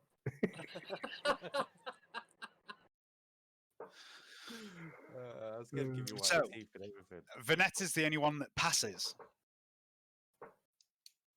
Veneta. Isn't she unconscious though? Off in. Oh shit! Yeah, she is. She's unconscious. Oh, okay. But she still passes. Yeah, she still passes, but she's Says not a there, lot, so it doesn't doesn't matter. She's not there now. Mesron continues, and she says, "It was Soldavan. He spoke to me after Pandora. He mentioned having recently returned from Desalium. That's why I brought us here. It was him. He planted the seed in my mind. The memory of having been here before, studying the ruins in the wasteland. It wasn't mine. It was his." Gladstock backs away from Mesmeron's touch and says, "Soldavan, surely not. His abilities were..." And you realize his voice is getting more disturbing. His abilities were more than I recall to be arcane-based. Manipulation of the mind was not something he had displayed before. And Mesmeron says, "No, Soldavan is no telepath. The brain in the jar. Soldavan and Varak have been thick as thieves for years, whatever they are up to. They're in it together. Varak's files made it into my cogitator banks. The black cylinder case he was working on. It has mind-altering abilities. These black orbs seem to do a similar thing, and they seem to affect you too, Gladstock. The ruins here on Desolium are made from a similar black metal. It was Varak's ship that brought Spear. These things are connected. I don't know how, but I will not rest until I find out. Gladstock, how long was I out? And Gladstock says, 2 days, Inquisitor. Mesmeron looks alarmed. And she says, oh, then we have 2 days until we meet with Lady Pagny. We should use that time to... And then suddenly, Gladstock says, no, Inquisitor. Lady Pagny is due tomorrow. And you see Mesmeron take a step back from Gladstock. And she says, shit. Have you relocated the mansion yet? And Gladstock just shakes his head. Shit, she says again. Right, well, in that case, and she leaps off the hospital bed, effortlessly, picks Trantia up with one arm, puts her back in the bed with one arm, and says, Pench, someone see to Pench. Gladstock picks up Dr. Pench, who's rolling around, his eyes spinning in his head, more or less. And she crosses over and says, are you okay, Killian? And Pench suddenly snaps wide awake. He seems a little groggy, but he seems alert-ish. Where's my page? I can't turn the page. She looks around at all of you and seems to frown for a moment at the fact that she can see through the various walls. She waves a hand. The door to the room that you're in, Canni, slides open. She beckons the rest of you inside the infirmary. You realise none of you ever saw Gladstock pass through the door. The door was still shut until Mesmeron beckoned her hand, opened the door to Canni's room and the hallway. Gladstock somehow got inside the room and you don't know how. And she looks over you all and says, I will return to the Reckless. We will host Lady Pagny there. And you find it a little unsettling that she seems to be ignoring everything that's going on. She says, bringing Lady Pagny to a mansion hid inside a slum in Joytown might be a little bit too much for our noble friend. Shit, tomorrow? I have a menu to prepare. I have my hair to do. What on earth should I wear? And then you hear a voice from the corridor. And it goes, your tactical dreadnought armor is good to go, my lady. Can never go wrong with that, you know. And you turn and see Les standing in the doorway. And he's visibly trembling and glancing around nervously. And he looks terrified. In his hands, he holds Gaius's old bionic arm. Mesmeron steps forward and says, Leslie, you're out of the armory. And Leslie says, yeah, well, everything went dark and I couldn't raise anyone on the Vox, and I thought you might be in trouble. So I came to see if, everything was all right. And you see he's glancing nervously over his shoulders and back down the corridor the whole time. Mesmeron says, everything's fine, Leslie. Everyone is safe and well. And in the background, you hear Trantia go, oh, yes, everyone is fine. Dr. Pench stumbles towards her and begins trying to scan her with the medical aspects, but he's stumbling around. Mesmeron says, it's good to see you out and about once more, Leslie. It's been a while. And Leslie says, yeah, well, it was something Gaius said about hiding away from me problems and it not being a good thing and all that, you know. Mesmeron turns to Gaius and says, "Really? Well done, Mortalis." "Yeah, he's a good egg, that one. He's been proofreading my book and everything. Gave me this arm." And he waves his arm about. Dr. Pench stumbles and drops the medical aspects, and then collapses to the floor with a loud clang. Les screams in alarm. His eyes go wild, and he backs up, bumps into the doorframe. And Mesmeron rushes over, takes hold of his arm and says, "It's okay, Les. She's not here. She's gone. You're safe." "Gone?" says Les. "For good?" Gladstock squeezes up to him, almost like a liquid moving, and says, "That remains to be seen, Leslie." Les looks Gladstock straight in the eyes and says, "Oh, hello, Simeon. You still ain't stopped being all weird and stuff, then?" Gladstock says, "No, not for now. Still missing your arms, Leslie." And Les looks a bit upset. Mesmeron steps forward between the two and says, "Simeon, play nice." Les waves his arm towards Pench and says, "Doc, you reckon you could stick this arm on me? Where my old one was, obviously, when you got a chance." Pench is leaning against the bed, rubbing his head, and says, "Well, I don't see why not, if that's okay with the Inquisitor." Mesmeron says, "And why on earth wouldn't it be?" Pench says, "Well, it's just that, I thought that, Les said that you were, And Mesmeron says, "Les, what have you told the good doctor?" Leslie says, "I don't know, I tell a lot of people a lot of things, don't I?" Mesmeron says, "Yes, and don't I know it." Pench fit the arm to Les. "Maybe get some rest first, though, Killian. You don't look too good. We'll see about getting you another one, Les, on the condition that you try to stop making up nonsense about other people." And Les says, "I'll try, Inquisitor." "Right," says Mesmeron.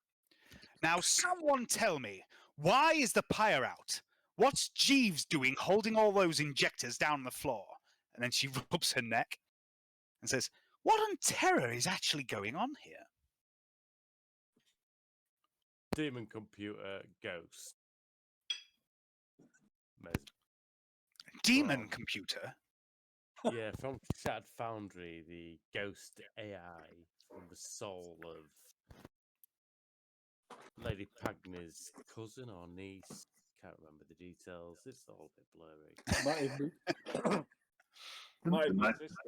The mansion's haunted.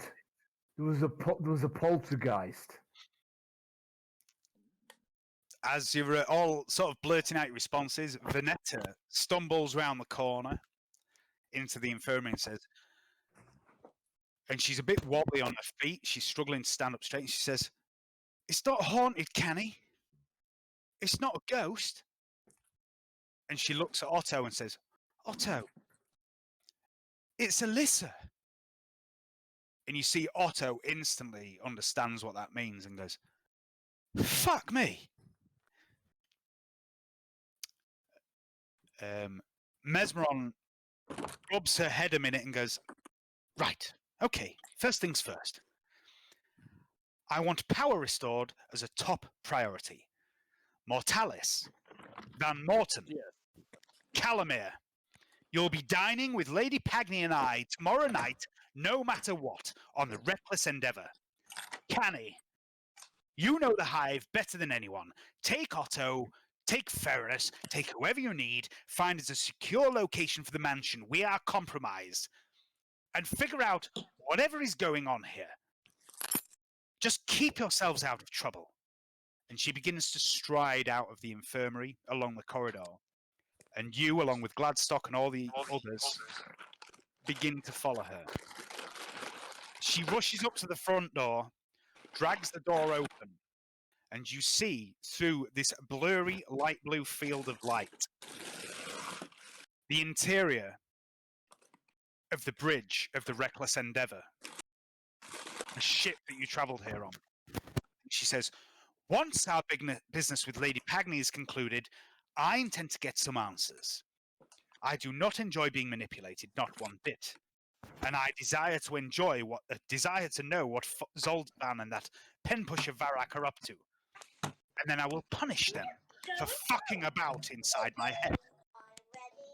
But before we do that, I want this mansion restored.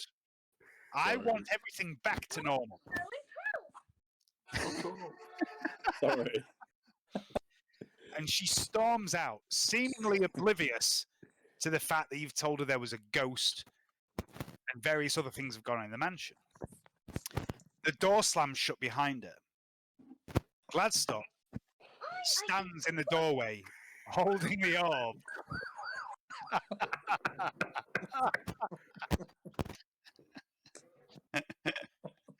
Oh dear. It's Jacob's book.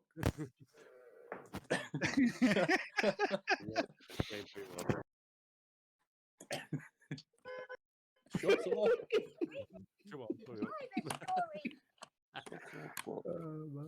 Sorry, I've turned it off now. Gladstock stands in the doorway as Inquisitor Mesmeron leaves the mansion, holding the black orb. And he turns to you all and smiles and says, she's back. It troubles you all that she seems to have not addressed the issue that something is in the mansion. because she knows. She just said sorry out, didn't she? She told you to sort it out, but she didn't seem like she gave a shit. Suddenly, One more freak amongst the mansion won't hurt. Suddenly, the lights in the mansion burst back into life and then fade out again and then flicker for a few moments.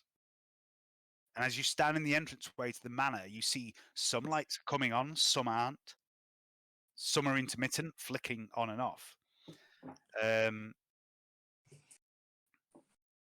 Everyone make a hearing-based awareness test at plus 20. Oh, can somebody roll? Dave, can you roll for me? Because I'm back inside. Sure. Now. Cheers. Roll high. Or low. Roll high.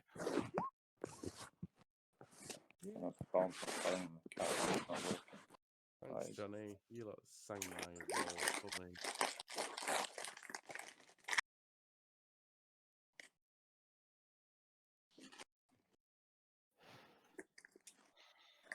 Okay, so Canni, Hayden, Gaius, sorry. Seigfried fails, but let me just do some others. Gladstock hears it. You hear a sound. You hear a loud burst of static, followed by a scream. And it's coming from the hollow box room.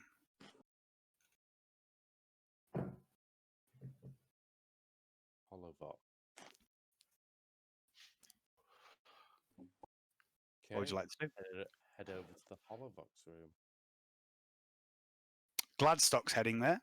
Anyone else? I feel a bit naked without my sniper rifle, so I'm probably just gonna go to bed. Okay, so Seigfried went to bed. Canni? What happened to Jeeves? Jeeves is still just in the fucking infirmary, just standing totally inert. Okay, I'll head off to the. I'll follow these guys off to the hollow room. Okay.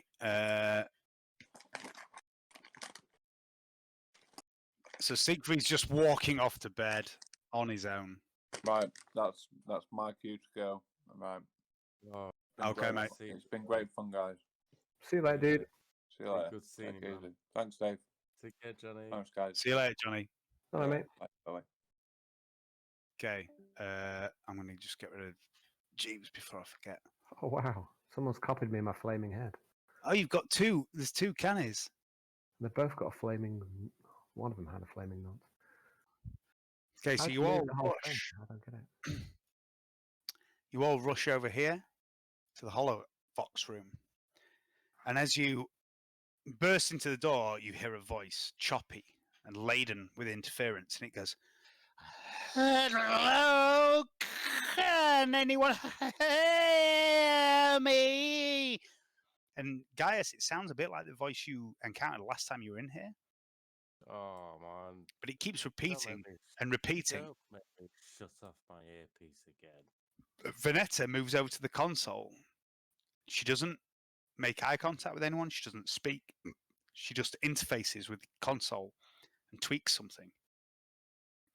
The hollow projector powers up and a shimmering, shifting image hovers above it, but it's hazy and indistinct. You get the impression of a vague outline of a humanoid figure that blurs and fades and eventually begins to strengthen. And once again, the form of a young teenage girl appears, and she says, "Hello. I've been trying to talk to you for days, but the systems here are very strange. They're like nothing I've ever seen before. But I think I'm starting to understand them." The door to the Holovox room closes and opens and closes and opens and closes and opens. The lights go off and come on and come off, on, off, on. And the ghostly image says, "Yes, that's better. Where am I?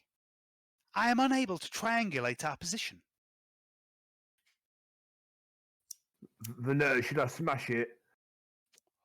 Vanetta lays a hand on your arm and says, "Can he know?" Are you sure? He says, "This, actually, make a fellowship test." With a, with a plus 20.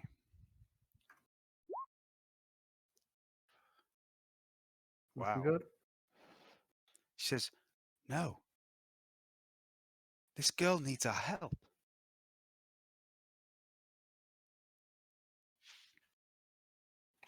All right, how would you propose we do that then? Gladstock steps into the room and you see he's holding the orb in his hand. Vanetta turns to him and says, "Gladstock, this is Alyssa." And Alyssa suddenly freezes in place and you don't see her mouth move. And she says, "I am Alyssa Pagney, daughter of Lord Pagney. Daughter of Lord Eldon. I must say, it's nice to finally talk to real people again. I've had nothing but machines and servitors for company for so long. This place is strange, but it's very nice. It's not quite as fancy as Father's, but it's much more interesting. What is it made of? I've never seen anything." And you suddenly see the wall opposite you all, this south wall of this room, deconstructs itself. These fragments of bone collapse to the ground. And you see the room beyond, which isn't massively interesting, but I'm going to reveal it anyway. And it looks like a small sort of lounge. And then it instantly rebuilds itself again, fragments of bone, flickering up, and it becomes solid. She says, "Forgive me for my intrusion, please. I had no option. When the Mechanicum lady interfaced with the foundry, I saw an opportunity. I had been alone for so long. The thing in the core, you defeated it." And the arm of this ghostly image points at Gaius. "I thought perhaps you were there to help me. I've been trying to contact Father for years, but I couldn't see or hear beyond the foundry's walls. And this place, this house, it's very strange. It's taken me a while to learn how to talk to it. It tried to resist me for a time. Tell me, what is Wraithbone? Oh, I don't know. Is it made out of Arbiter's shield? It's the bone of a wraith. Are you thick? The figure doesn't turn, but it just pivots and looks at Canni and goes, "You're the violent one. The one that destroyed my workshop. 3343. Venetta looks at you and goes, "You destroyed the workshop?" He was asking for it, and I fucking gave it to it. She says, once more, the ghostly figure speaks and says, "Please, I cannot sense beyond the walls of this place. It's almost like it's not really where it is. I don't understand. It's like it's here and somewhere else and somewhere else all at the same time and nowhere as well. And oh yes, by the way, somebody's at the door. They've been trying to get in for some time." Suddenly, a muffled boom rings out through the mansion. The mansion shakes. Fragments of dusty bone fall from the sky, and she says, "It's okay. They've let themselves in." And that's where we'll end it.